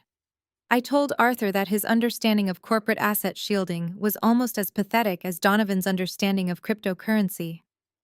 I told him that my personal wealth was held in a blind trust governed by a board of directors, rendering it completely immune to personal civil injunctions. I told him that my firm's operating capital was distributed across international holding companies that required a federal subpoena, not a local judge's signature, to even audit, let alone freeze. I leaned forward, mirroring his aggressive posture but projecting absolute freezing calm. I asked him if he honestly thought a private equity CEO worth billions of dollars left her assets sitting in a standard checking account, waiting to be seized by a slip-and-fall lawyer. I asked him if he was ready to face the severe legal consequences of filing a frivolous, malicious injunction against an international financial institution. Arthur Vance's mouth opened and closed like a dying fish. The threat of facing severe legal consequences from an international financial institution finally pierced his thick skull. He took a stumbling step backward, the bravado completely draining from his sweaty face. He looked frantically at Donovan for support, but Donovan was suddenly very busy staring at his shoes. Paige, however, remained willfully blind to the shifting reality. She slammed her hand against her hip and shrieked that I was bluffing. She yelled that I was just trying to scare them because I knew they had me cornered. I smiled. It was not a warm smile. It was the cold, practiced smile of a predator watching its prey step willingly into a cage. I did not panic. I did not raise my voice. I simply reached across my desk and picked up the receiver of my secure multi-line phone. I pressed a single pre-programmed speed dial digit. I waited 2 seconds for the connection to open. I spoke 3 words into the receiver. Bring them in. Then I placed the phone gently back onto its cradle. The next 60 seconds were a masterclass in psychological torture. I leaned back in my chair, steepled my fingers, and watched them sweat. The absolute silence in the soundproof office was deafening. Donovan tried to mask his rising panic by loudly clearing his throat and checking his stolen Rolex, shifting his massive weight from side to side. Diane clutched her expensive purse to her chest, her knuckles turning white, her triumphant smirk slowly melting into an expression of deep, creeping dread. Richard looked dartingly toward the closed double doors, sensing that something terrible was about to happen. Paige crossed her arms so tightly she looked like she was trying to hold herself together, demanding to know what stupid corporate stunt I was pulling now. I offered them absolutely nothing. I let the crushing weight of their own anticipated failure suffocate them. Precisely 1 minute later, the heavy mahogany doors of my office swung open with a smooth, heavy click. It was not a receptionist bringing coffee. It was Marcus Thorne, the chief legal officer of my private equity firm. Marcus was a shark in a bespoke Italian suit, a man whose entire career was built on dismantling hostile corporate takeovers. He was flanked by 3 senior litigation partners, all possessing the same cold, merciless demeanor.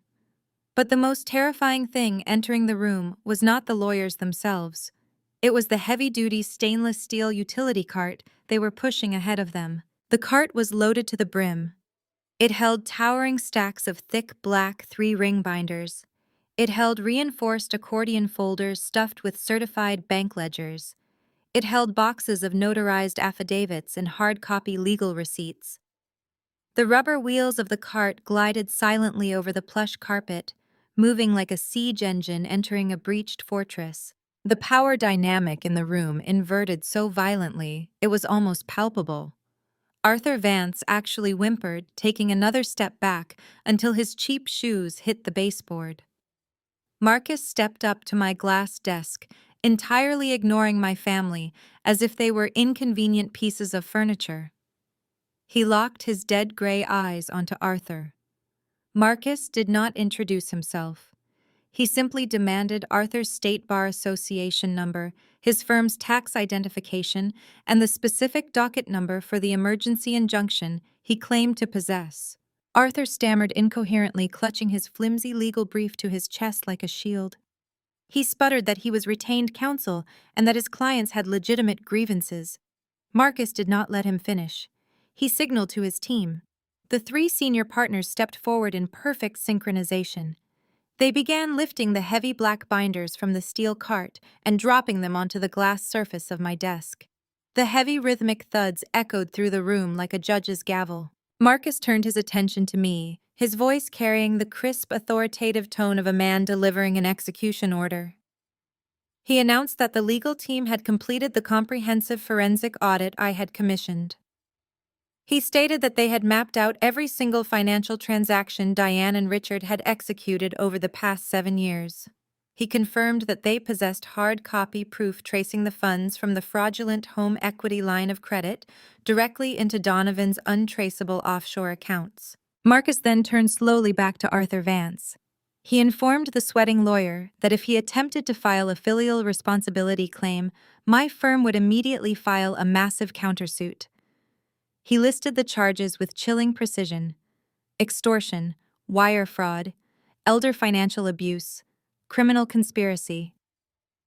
Marcus promised Arthur that by the time my litigation team was finished, he would be disbarred bankrupt and facing federal prison time. I stood up from my chair, finally towering over the room.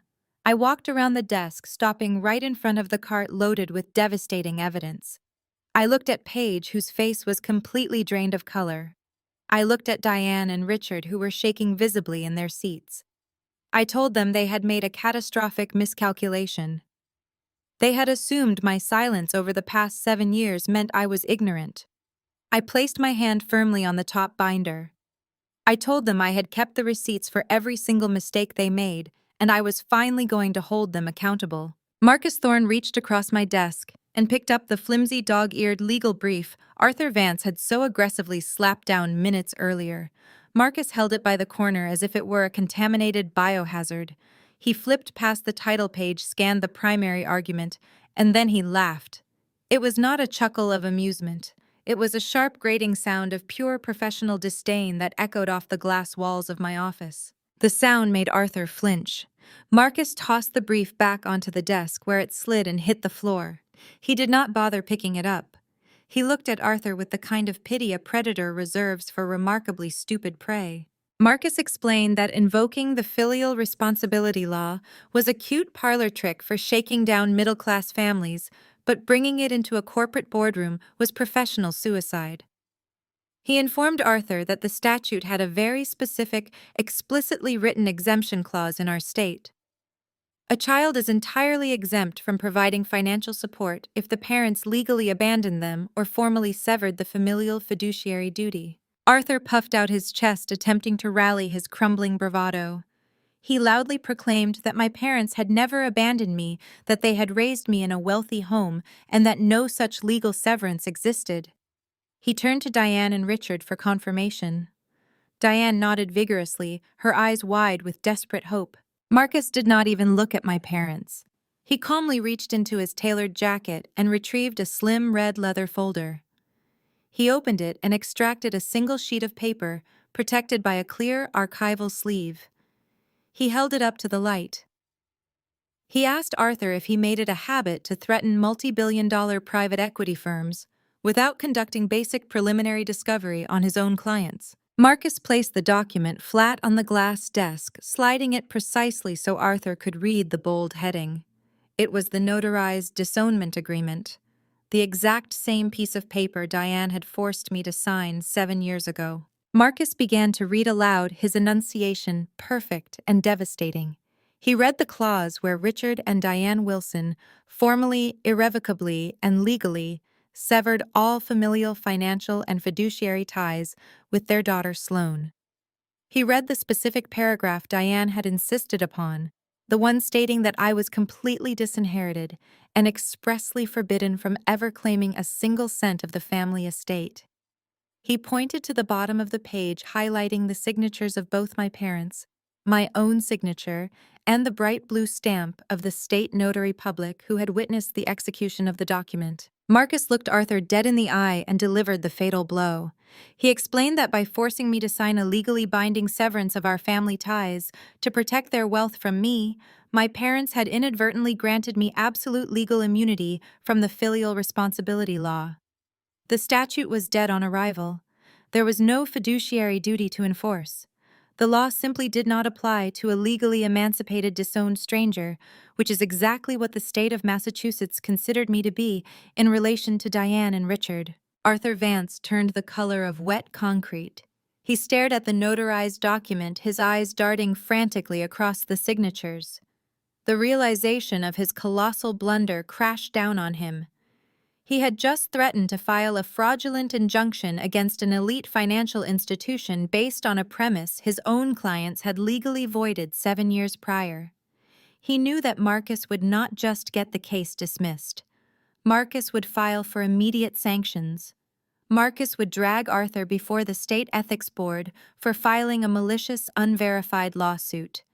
Marcus would end his career. Arthur spun around and glared at Diane and Richard.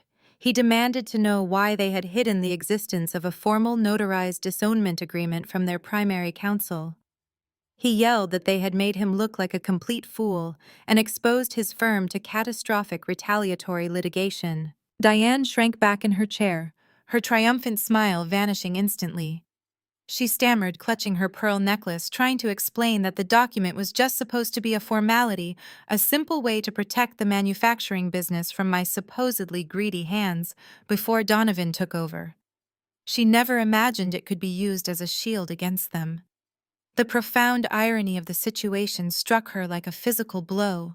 The weapon she had forged to ensure I got nothing was now the impenetrable armor guaranteeing they would get absolutely nothing from me. Paige's jaw dropped.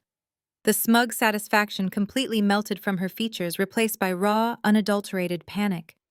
The midnight deadline she had just gloated about suddenly meant nothing. The leverage was gone. The entire extortion plot had evaporated in less than 3 minutes. She looked at the towering stacks of evidence on the utility cart, then at the team of elite corporate lawyers surrounding my desk, and finally at Arthur Vance, who was already frantically shoving his papers back into his battered briefcase, clearly preparing to abandon them to save his own license. Arthur Vance did not even bother to excuse himself. He shoved past his own clients, his face slick with sweat, and practically sprinted out the heavy mahogany doors. The click of the door latch echoing behind him signaled the absolute death of their pathetic extortion scheme. Marcus and his litigation team stood perfectly still, their silence amplifying the total devastation in the room. Diane, Richard, and Paige were paralyzed, staring at the empty space where their savior had stood just seconds before. I turned away from them. I walked slowly to the far end of my office, moving toward a seamless walnut wood panel integrated into the wall. I pressed my thumb against a hidden biometric scanner. A soft chime sounded, and the panel slid open to reveal a reinforced steel wall safe. I entered a digital passcode, turned the heavy steel handle, and reached inside. I ignored the stacks of bearer bonds and digital hardware wallets. Instead, I pulled out a single battered item. It was a vintage dark brown leather journal, its edges frayed from decades of use. I walked back to my desk and dropped the journal right on top of Marcus's towering stack of forensic financial evidence. The heavy slap of the leather hitting the glass made Paige flinch. I looked directly at my father. I asked Richard if he recognized the book. Richard's eyes widened. He swallowed hard, his voice barely a raspy whisper as he identified it as Grandpa Henry's personal ledger. I nodded slowly. I told them we needed to take a trip down memory lane, specifically back to the week after Grandpa Henry's funeral. I reminded Diane and Richard of how swiftly they had moved to carve up the family empire. They had immediately seized the manufacturing plants, the commercial real estate portfolio, the offshore investment accounts, and the vacation homes. They had handed Paige the lucrative subsidiary contracts. And to me, the family scapegoat they wanted to punish for refusing to join their toxic corporate culture, they had bequeathed a single utterly forgotten entity named Foundry Trust, LLC. I watched Paige shift uncomfortably. She remembered exactly what had happened. She had laughed in my face the day the estate was settled. They all had. They had gleefully informed me that Foundry Trust, LLC, was a dead shell company, a worthless piece of paper saddled with exactly $50,000 in outstanding federal back taxes. They had legally dumped it into my lap, fully expecting the Internal Revenue Service to garnish my wages, seize my modest savings, and bankrupt me before my career even started. It was their ultimate parting gift, a financial anchor designed to drown me while they sailed off with billions. I placed my hand flat on the worn leather cover of the journal. I told them their fatal flaw was assuming Grandpa Henry was as short-sighted and arrogant as they were. I explained that Grandpa Henry had spent his final years watching Richard and Diane slowly corrupt the manufacturing business he had built from nothing. He knew exactly how greedy they had become. He knew they would try to leave me with absolutely nothing. So he set a trap, and he used their own unchecked greed to spring it. I opened the journal to a page marked with a faded silk ribbon. I read the handwritten notes aloud. I revealed the massive secret hidden inside that supposedly worthless shell company. Foundry Trust, LLC, did not hold cash or physical property. It held the exclusive ironclad patents for the proprietary manufacturing process that Wilson Manufacturing relied on for 90% of its global production. It also held the master deed to the land directly underneath their flagship Midwestern factory. Grandpa Henry had quietly transferred the core intellectual property and the foundational real estate into the LLC years before his death, knowing Richard was too busy embezzling funds to notice a simple holding company transfer. Diane let out a sharp gasp, her hand flying to her mouth as the catastrophic reality began to dawn on her. Richard gripped the arms of his chair, his knuckles turning stark white, his breathing growing shallow and erratic. I leaned across the desk, closing the distance between us. I told them they were entirely correct about the $50,000 in back taxes. It was a hefty sum for a 25-year-old girl working 2 entry-level jobs just to pay rent. But I did not default. I did not go bankrupt. I worked 90-hour weeks. I sold my car. I lived on rice and tap water for 2 agonizing years. I scraped together every single penny, and I paid the Internal Revenue Service in full. I kept Foundry Trust, LLC, alive. I kept the corporate registration active. I paid the annual filing fees.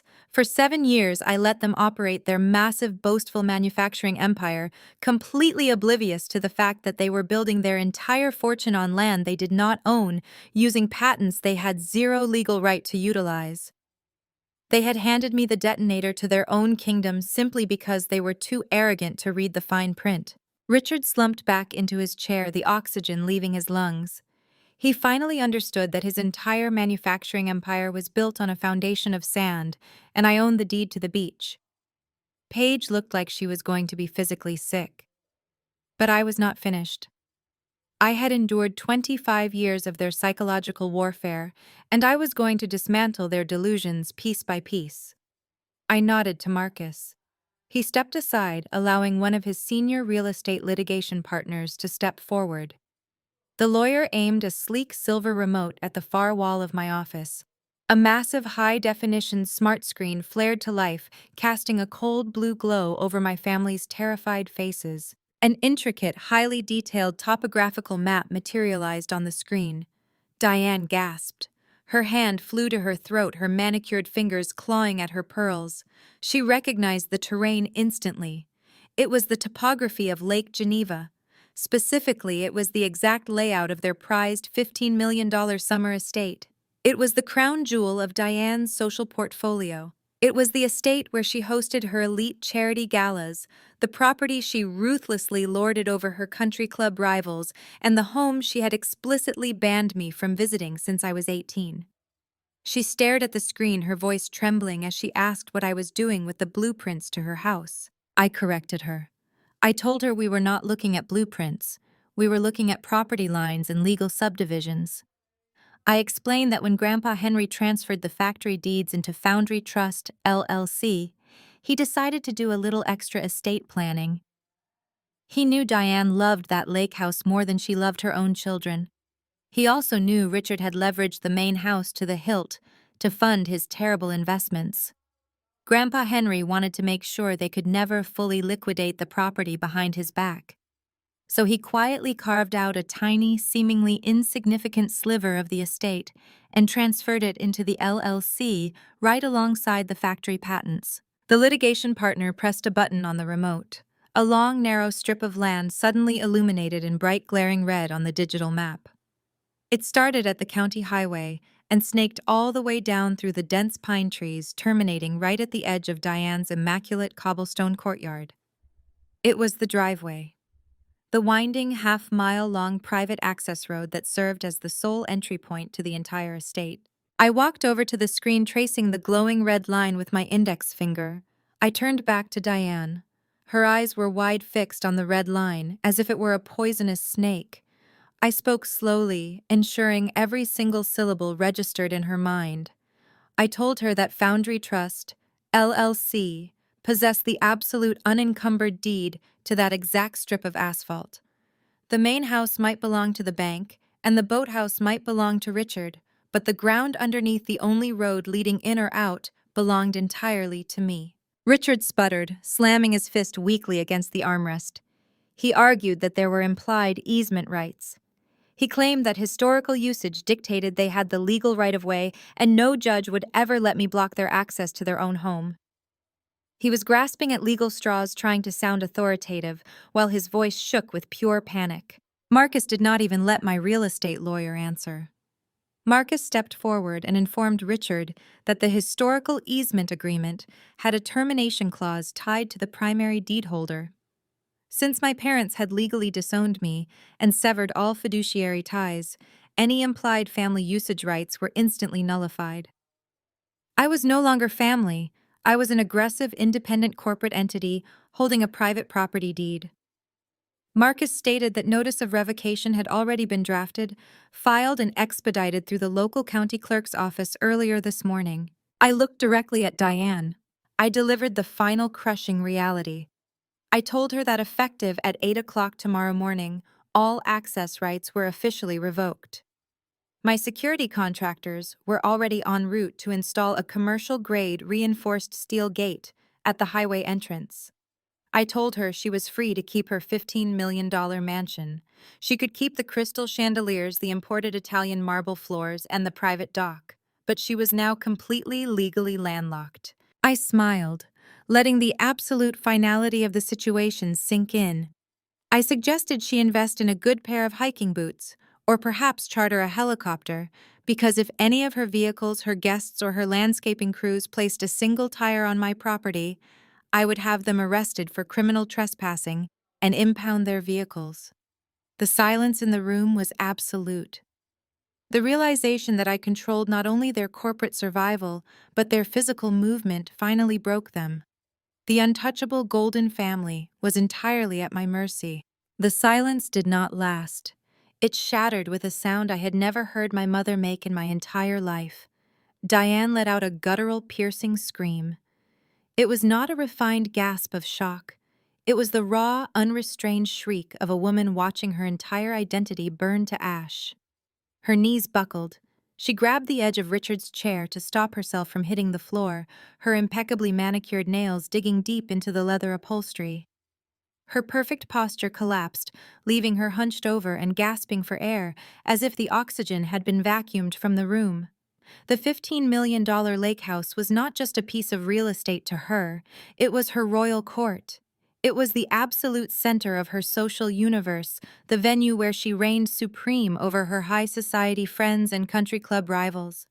Now it was a prison she could not even legally approach. She began to hyperventilate, sobbing wildly, demanding that Richard do something, fix it, call the governor, call the state police, call anyone who would listen.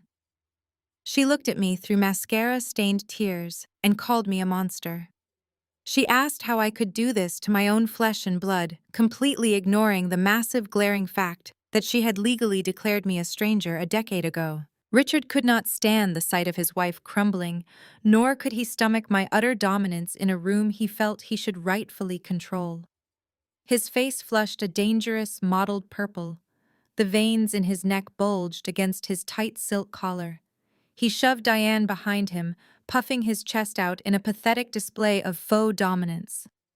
He pointed a trembling, sweat-slicked finger directly at my face. He tried to project the booming, authoritative voice he used to terrorize his factory managers, but it cracked with sheer desperation and panic. He sneered, his lips curling back in an ugly, desperate snarl. He yelled, "So what? We are losing the house to the bank on Friday anyway. You cannot revoke access from a commercial bank, you stupid girl. The bank will take the house and you get nothing." He slammed his fist down hard on my desk, leaning aggressively over the stacks of evidence Marcus had just presented. Richard laughed, a harsh barking sound completely devoid of humor. He thought he had found a brilliant loophole. He thought his own catastrophic failure was a shield against my strategy. He gleefully confessed his absolute financial ruin right there in my pristine office, wearing his impending bankruptcy like a badge of honor just to spite me. He told me he had leveraged the lake house 3 times over to cover the massive gaping holes in the manufacturing firm's operating budget. He bragged about dodging margin calls for a year and a half, playing a shell game with corporate accounts. He explicitly laid out how First National Commercial Bank had already filed the final foreclosure paperwork. The gavel was dropping on Friday morning at exactly 9 o'clock. The sheriff would be locking the iron gates, and the property would go straight to a federal auction block. Richard sneered again, his confidence momentarily returning as he basked in the glow of his own twisted logic. He told me my little topographical map meant absolutely nothing in the real world. He said commercial banks had federal supremacy armies of corporate litigators and unlimited legal resources. He mocked my easement revocation, claiming the bank's asset seizure team would bulldoze right over my private driveway and ignore my pathetic trespassing threats. He looked at me with absolute contempt, declaring that I had waited 7 long years to spring a trap that was already empty. He promised me that the bank would liquidate the entire estate, seize all the valuable assets, and I would be left holding a worthless strip of dirt while they walked away clean through corporate bankruptcy protection. Paige stopped crying and looked at her father in absolute horror. A sickening realization washed over her carefully contoured features. She finally understood the true depth of the family's financial rot. Her father was not just dodging a filial responsibility lawsuit to protect his cash flow.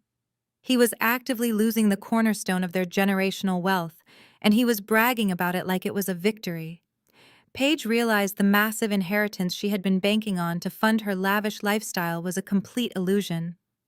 The empire was bankrupt, the estate was going to public auction, and her own father was cheering for the commercial bank just to ensure his disowned daughter did not get a single win. I did not interrupt Richard's frantic, venomous monologue. I let him vent his spite.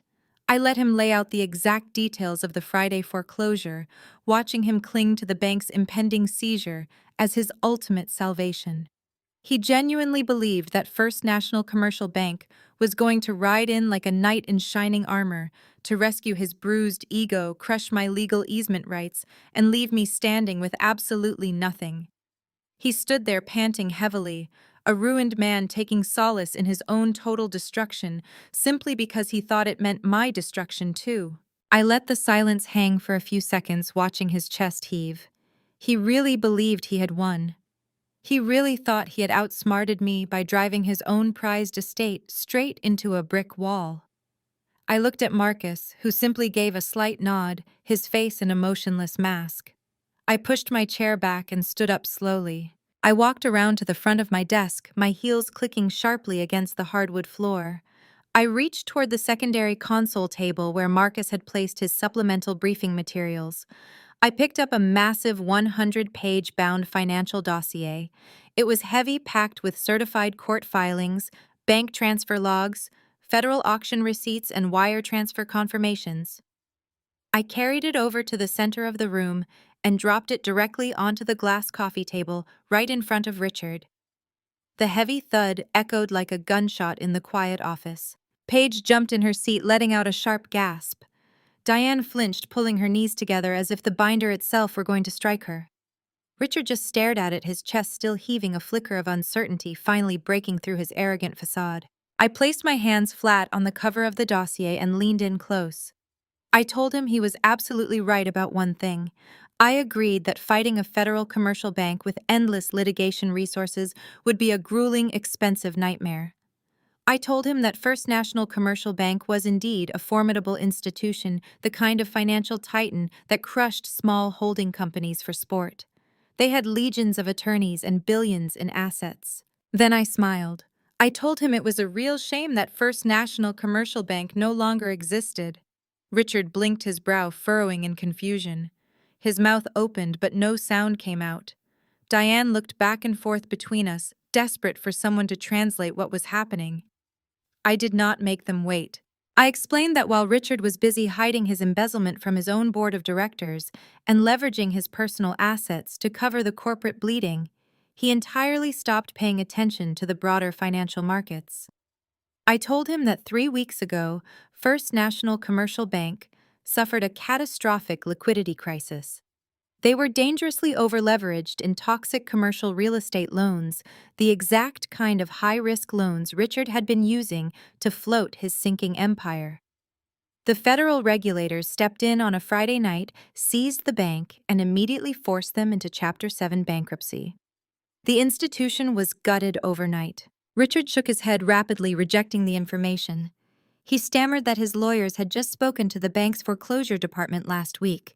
He insisted that the Friday auction was real, that the paperwork was stamped by a federal judge, and that the bank's asset seizure division was actively communicating with his legal team. I tapped the heavy binder with my fingernail. I confirmed that the Friday auction was absolutely real. The foreclosure was moving forward exactly as scheduled. But I clarified a crucial detail his incompetent lawyers had somehow missed when reviewing the updated court dockets. I explained that when a bank goes into Chapter 7 liquidation, the federal regulators do not hold on to distressed underwater debt. They package it up and sell it off at a steep discount to private equity firms, distressed debt buyers, and aggressive collection agencies to recoup whatever cash they can.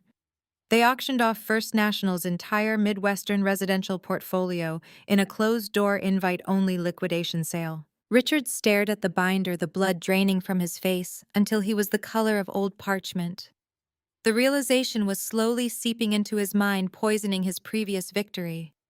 He finally looked up at me, his voice barely a whisper as he asked who bought the debt. I opened the heavy dossier to the very first page. I slid it across the glass table so it rested directly under his nose. The page displayed a certified bill of sale from the Federal Deposit Insurance Corporation. I read the bold black text aloud for the benefit of Diane and Paige. The document confirmed the transfer of a $15 million home equity line of credit secured by the Lake Geneva estate, previously held by First National Commercial Bank. The purchasing entity was listed clearly at the bottom of the page. It was Foundry Trust, LLC. I watched the truth hit Richard like a physical blow.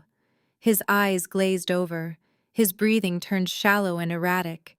He gripped the edge of the glass table, his knuckles turning stark white as he tried to process the absolute totality of his defeat. He was not losing his beloved lake house to a faceless commercial bank. He was losing it to me. I leaned back, crossing my arms over my chest, relishing the utter devastation in his eyes. I told him that I did not just own the driveway leading to his front door. I owned the debt on the entire estate. I owned the mortgage. I owned the foreclosure rights. I owned the Friday auction. I had purchased his distressed debt for pennies on the dollar, using the massive cash reserves Foundry Trust, LLC, had accumulated over the past 7 years of leasing his own factory equipment back to him. He had spent the last 20 minutes gloating about how the bank was going to take everything and leave me with nothing, completely unaware that I was the bank. Diane let out a horrifying, strangled noise. She buried her face in her hands, her shoulders shaking violently as her entire world collapsed. Paige sat paralyzed, staring at me with a mixture of absolute terror and disbelief. They were finally beginning to understand that every single trap they thought they had escaped was actually just another layer of the cage I had built around them. I leaned across the glass table, resting my weight on my palms. I deliberately made eye contact with every single one of them. I looked at Diane, whose mascara was running in thick, black streams down her perfectly powdered cheeks. I looked at Paige, who was trembling so violently her expensive diamond bracelets rattled against her wrist. Finally, I locked eyes with Richard. His face had transitioned from a sickly pale to an alarming shade of gray. The blustering, overbearing patriarch was gone, replaced by a hollow shell of a man who suddenly realized he was standing on a trap door. I kept my voice dead level, devoid of any sympathy. I told them to stop crying over the lake house. The lake house was just a rounding error.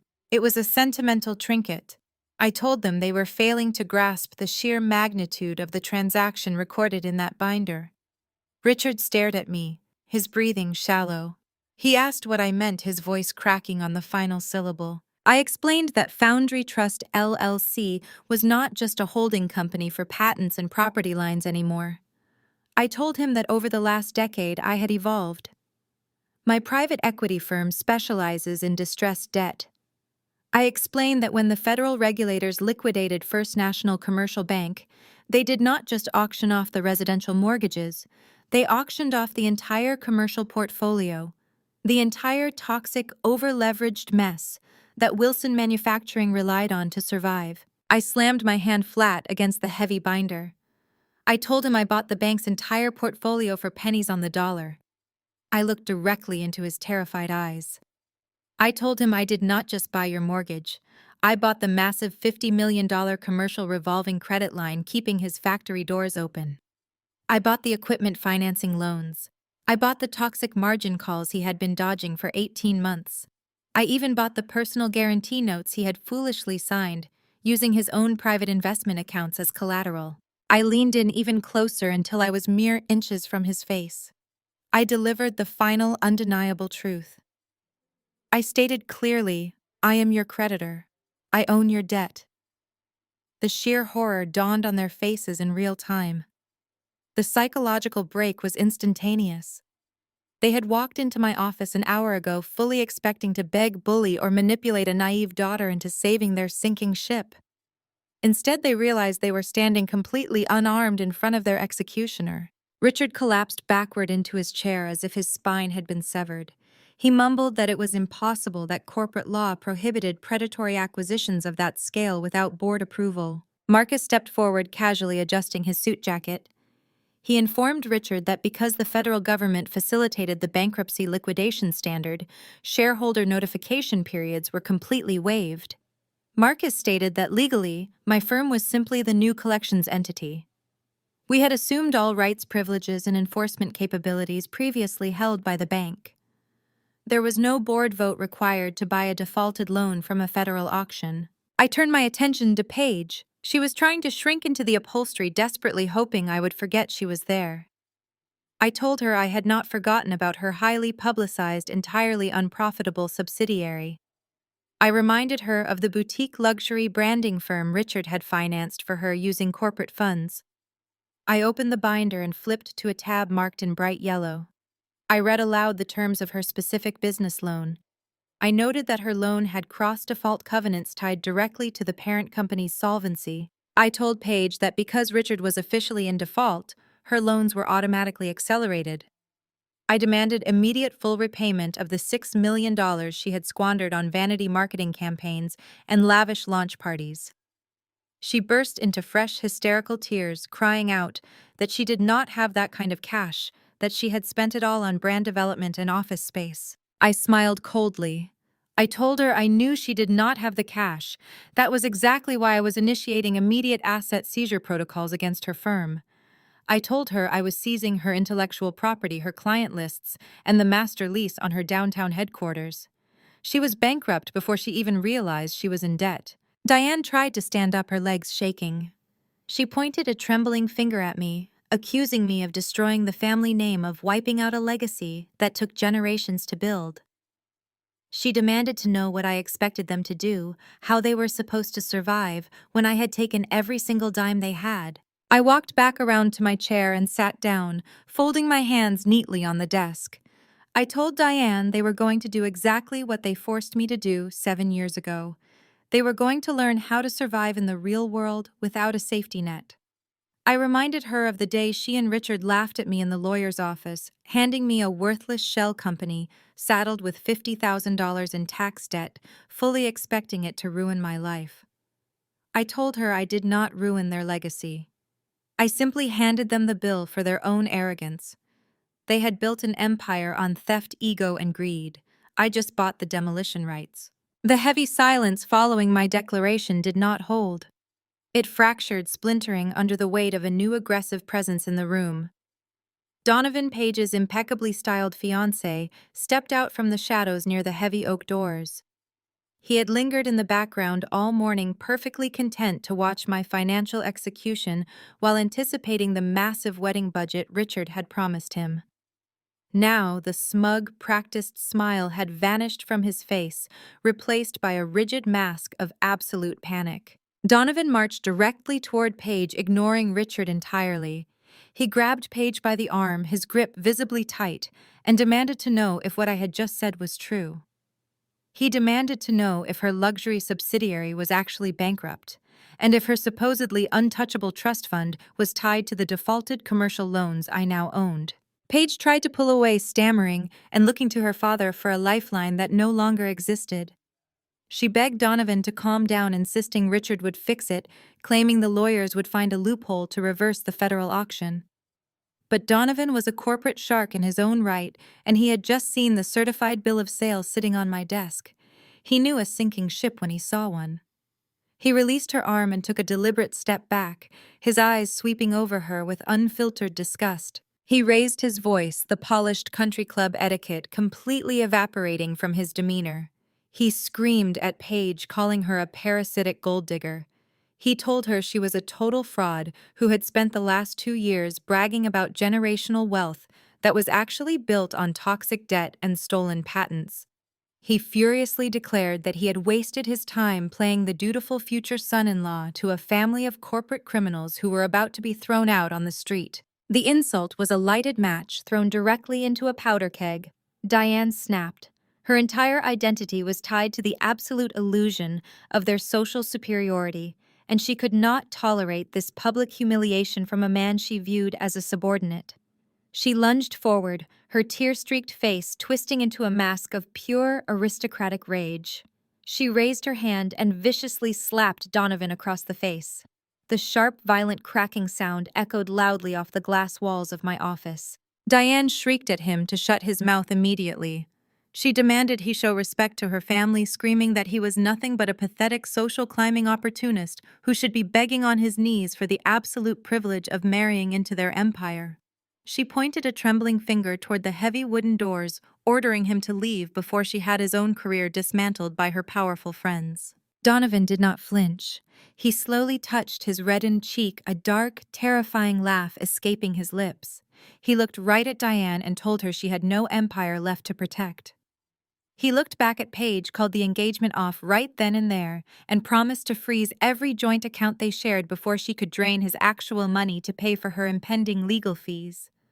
He turned on his heel and stormed out of the office, the heavy door slamming shut behind him. Paige completely lost her mind. The sudden, undeniable loss of her subsidiary, the evaporation of her massive inheritance, and the brutal public abandonment by her fiancé shattered her fragile psyche. She turned her absolute hysteria onto the closest available target. She lunged at her mother. Paige violently shoved Diane backward. Diane stumbled, her expensive high heels catching on the edge of the plush area rug, and crashed hard against the heavy leather arm of Richard's chair. Paige stood over her, screaming until her vocal cords began to give out. She blamed Diane for everything. She screamed that Diane had spent decades obsessing over country club status and summer homes instead of paying attention to the actual business. She accused her mother of raising her to be a useless socialite, deliberately making her dependent on a trust fund that was now a completely toxic asset.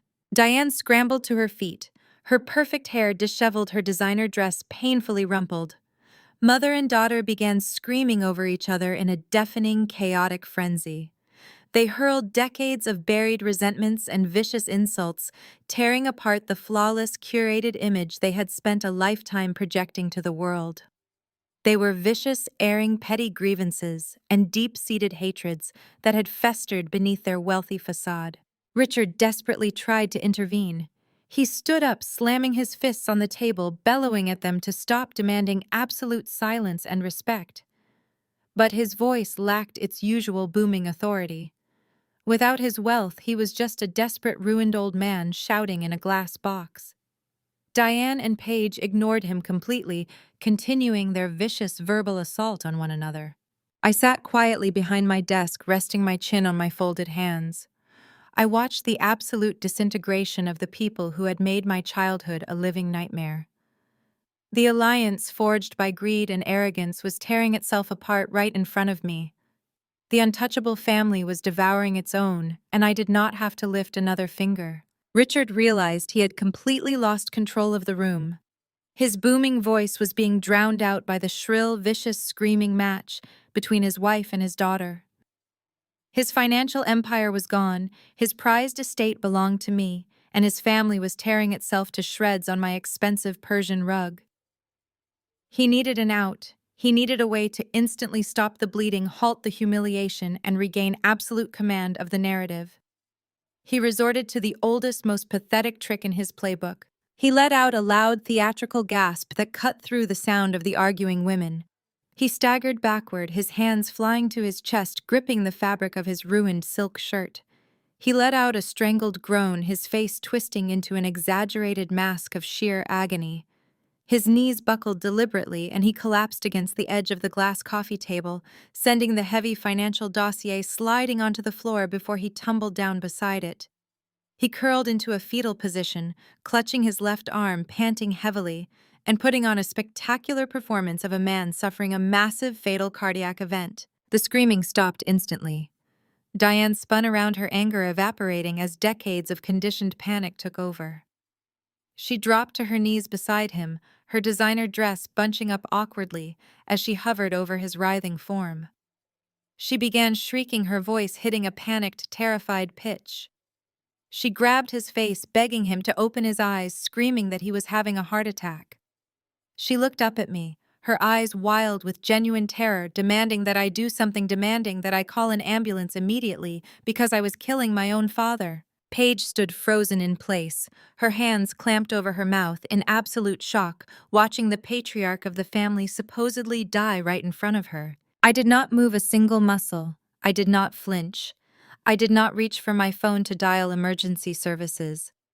I sat comfortably in my high-backed leather chair, my expression completely flat, watching Richard squeeze his eyes shut and let out another dramatic moan.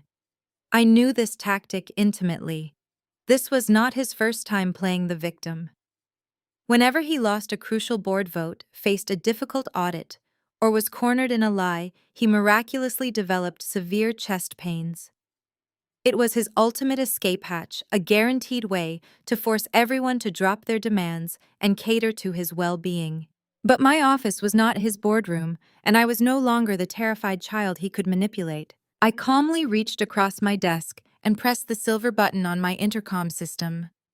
The heavy oak doors at the back of the office opened within 2 seconds. Gretchen, my executive assistant, stepped into the room. She was impeccably dressed, holding an electronic tablet, her face the picture of absolute serene professionalism. I had thoroughly briefed her on my biological family prior to this meeting, specifically noting Richard's penchant for fabricating health crises to avoid accountability. I looked at her and spoke in a steady conversational tone. I told Gretchen that our guest appeared to be experiencing medical distress and requested she signal the team. Gretchen simply nodded, tapped her earpiece, and spoke a single command. My building was not just a standard corporate high-rise. It housed a private state-of-the-art corporate medical clinic on the second floor. I had specifically placed the in-house paramedic team on standby outside my office doors the moment Richard walked into the building. Less than 30 seconds later, two uniformed paramedics rushed into the office, wheeling a mobile diagnostic cart. Diane scrambled backwards, sobbing wildly, urging them to save him. The lead paramedic, a highly efficient woman with a no-nonsense demeanor, dropped to one knee beside Richard. She completely ignored his exaggerated groaning and Diane's hysterical crying. She quickly unbuttoned his shirt and attached the EKG leads directly to his chest, connecting him to the monitor on the cart. The machine came to life, emitting a steady, rhythmic, undeniably calm beeping sound. The paramedic stared at the screen for several seconds, analyzing the readout. She then shone a small pen light into Richard's eyes, noting his immediate reactive blinking. She wrapped a blood pressure cuff around his arm, inflating it quickly. Diane hovered anxiously, weeping, asking if it was a massive coronary, asking if he was going to survive. The paramedic removed the stethoscope from her ears and stood up. She did not look at Diane or Paige. She turned directly to me. She cleared her throat and delivered the medical verdict in a loud, clear, echoing voice that filled the entire room. She announced that his heart rhythm was in perfect sinus rhythm. She stated that his oxygen saturation was at 99%. She confirmed that his blood pressure was slightly elevated due to adrenaline, but there was absolutely zero indication of any cardiac distress, arrhythmia, or medical emergency whatsoever. She looked down at Richard, her tone turning brisk and clinical. She told him he was perfectly healthy and suggested he stop hyperventilating before he made himself dizzy. The silence that crashed down on the room was absolute.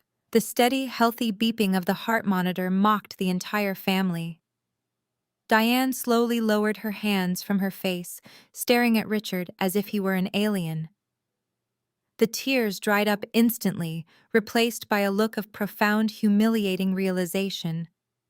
Paige let out a sharp, bitter laugh, shaking her head in total disgust. Richard lay on the floor, his eyes squeezed tightly shut, his chest rising and falling in a steady, healthy rhythm. He did not move. He did not open his eyes. His final, desperate manipulation had failed, leaving him exposed as a pathetic fraud lying on the floor of my empire. Richard slowly pushed himself up from the rug. His face was a mottled, unhealthy red, flushed with the profound shame of a man who had played his final desperate card and been laughed out of the room. He refused to meet my eyes, settling heavily into the leather guest chair, staring blankly at his own shaking hands. Diane remained frozen, the lingering echo of the paramedic's clinical dismissal hanging in the air. Paige had retreated to the far corner of the office, wrapping her arms around her stomach as if trying to hold herself together. I did not offer them water. I did not offer them a moment to compose themselves. I leaned forward, resting my forearms on the heavy oak desk, and delivered my verdict. I told Richard there would be no debt restructuring. I told him my firm was not a charity, and I was not interested in putting a bandage on a hemorrhaging arterial wound. The commercial revolving credit line was in default. The equipment financing was in default. The personal guarantees had been triggered. I looked directly at him and stated that there would be absolutely no mercy. I was calling in every single note effectively, immediately. Richard opened his mouth to speak, perhaps to beg, but the words died in his throat. I informed them that the legal foreclosure process was already finalized. I told Diane the eviction notices for the primary estate and the corporate offices were already printed. The federal marshals would execute the foreclosure on the commercial properties and the personal assets this coming Friday at precisely 8 in the morning. They had exactly 4 days to pack whatever personal belongings they could fit into the trunks of their cars before the locks were changed and the gates were padlocked. Diane let out a sharp, breathless gasp. She pleaded that they needed more time, claiming they could not possibly vacate a 30-room estate in 4 days. She begged me to at least let them keep the lake house. She called it the crown jewel of the family, the sanctuary where they had spent every summer, the one piece of property that held their most cherished memories. I smiled. It was a cold, razor-sharp expression. I reached under my desk and pulled out a thick, heavy tube. I removed the cap and slid a massive glossy sheet of architectural blueprints across the glass surface. I told Diane to look closely at the plans. I told her the lake house was not a sanctuary. It was prime, undervalued real estate sitting on a structurally compromised foundation. I tapped my manicured fingernail against the center of the blueprint. I announced that the lake house would not be saved. It was going to be completely bulldozed. Diane shrieked, slamming her hands against the edge of my desk, demanding to know how I could destroy the family legacy. I kept my voice dead level, explaining the basic mechanics of corporate strategy. I reminded them of Foundry Trust, LLC, the worthless shell company they had dumped on me 7 years ago. I explained that while they thought they were saddling me with debt, they had failed to review the original property deeds held by that LLC. Foundry Trust owned the long, winding, privately maintained road that provided the only legal access to the lake house parcel. Richard's head snapped up, his eyes widening in sudden, terrifying comprehension. I nodded slowly. I told him I had owned the landlocked access road for 7 years. I simply waited until his pride and financial incompetence forced him to leverage the lake house itself to cover his margin calls. When he defaulted, I bought the debt on the parcel from the bank. By combining the access road I already owned with the foreclosed lakefront property, I had instantly created a massive contiguous footprint of pristine, untouched wilderness. I unrolled the second page of the blueprints, revealing a stunning, ultra-modern architectural rendering. I told them I was leveling their cherished summer home to break ground on a $40 million luxury eco-resort.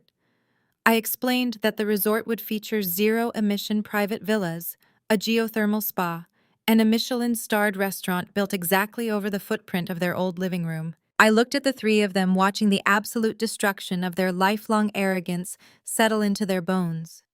I told them their entire legacy was being erased to fuel my empire.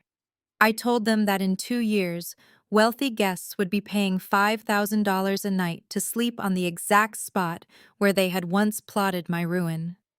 Their name would be wiped from the county records, completely scrubbed from the map, and replaced by my corporate branding. The total silence in the room was the sweetest sound I had ever heard.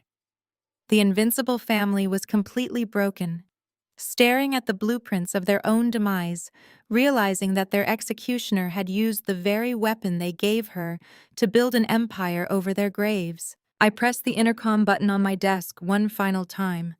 I did not raise my voice or show a single ounce of emotion. I simply told Gretchen that the trash needed to be taken out immediately.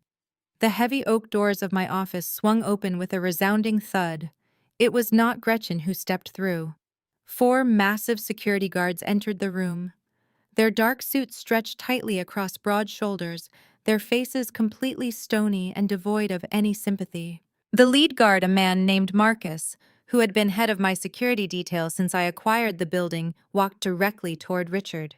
He reached down and grabbed the collar of Richard's ruined silk shirt.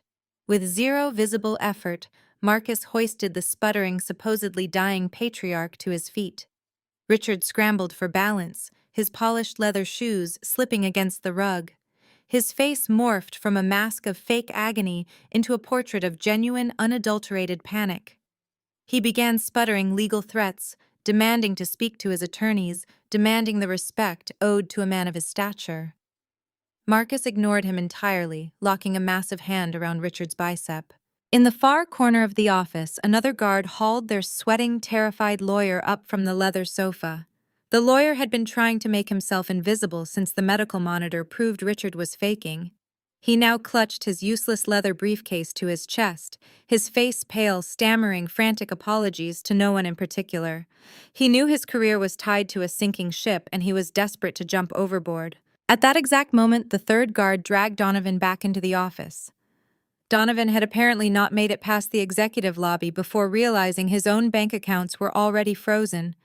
He was red-faced and sweating, struggling uselessly against the guard's iron grip. He screamed about his ruined reputation, blaming Paige, blaming Diane, and begging me to leave his personal assets out of the corporate foreclosure. I did not even grant him the dignity of a response. The fourth guard moved toward Diane and Paige. Diane slapped viciously at the man's hands, her aristocratic facade completely shattered. She shrieked about assault, screaming that she would sue the entire building, threatening to call the mayor. The guard simply stepped into her personal space, his sheer size forcing her backward step by step toward the exit. Paige trailed blindly behind her mother.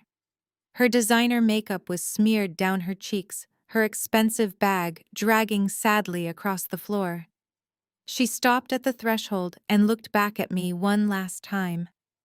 Her eyes begged for a mercy she had never once shown me during our entire childhood. I met her pleading gaze with absolute chilling indifference. I stood up from my desk and smoothed the front of my blazer. I looked at Marcus and told him to skip the executive elevators. I instructed him to take my family down using the freight elevator, the one reserved for garbage disposal catering staff and construction debris. Diane let out a final piercing wail of pure humiliation. The idea of being physically paraded through the service corridors, treated exactly like discarded refuse, finally broke her. The guards marched them out into the hallway. The sound of their protests, their weeping, and their desperate empty threats echoed down the corridor before fading away completely. The heavy oak doors clicked shut. The silence that filled the room was heavy, rich, and profoundly satisfying. The toxic, suffocating energy that had defined my entire existence had been forcibly extracted. They were gone. They were ruined. I walked slowly around my desk and moved toward the floor-to-ceiling windows. The sprawling, glittering Chicago skyline stretched out before me. Millions of lights pierced the gathering dusk, illuminating a city built by ambition, ruthlessness, and sheer willpower. The city was a monument to those who built empires from steel and glass. I had built mine from the ashes of their underestimation. I reached into my pocket and pulled out a worn leather box. I opened it carefully, my fingers brushing against the velvet cushion inside. Resting there was Grandpa Henry's vintage silver watch. The glass face was scratched, and the leather strap was frayed from decades of hard work. It was the only item of real value he had possessed. He had slipped it into my hand on my 18th birthday, while Richard and Diane were busy toasting to Paige's brand new sports car. He had whispered that time was the only currency that actually mattered, and that I was destined to own the clock. I walked over to the mahogany bar cart resting against the far wall. I picked up a heavy crystal decanter and poured a generous measure of aged scotch into a glass. The amber liquid caught the ambient light of the city below.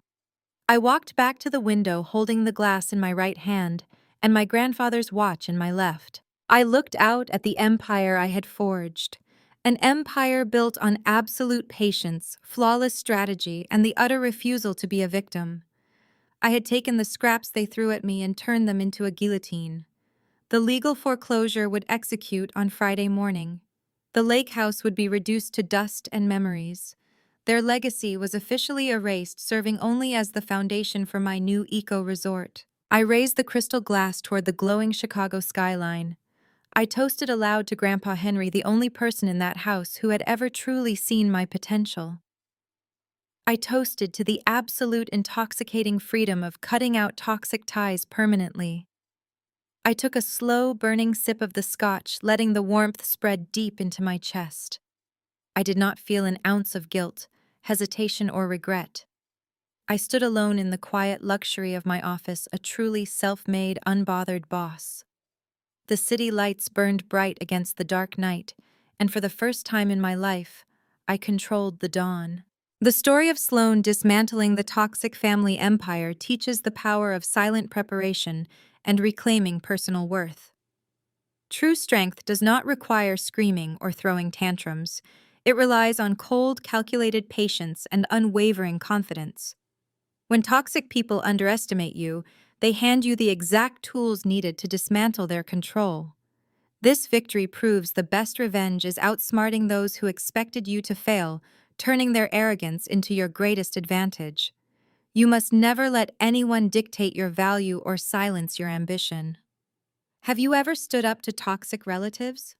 Share your story and comment below.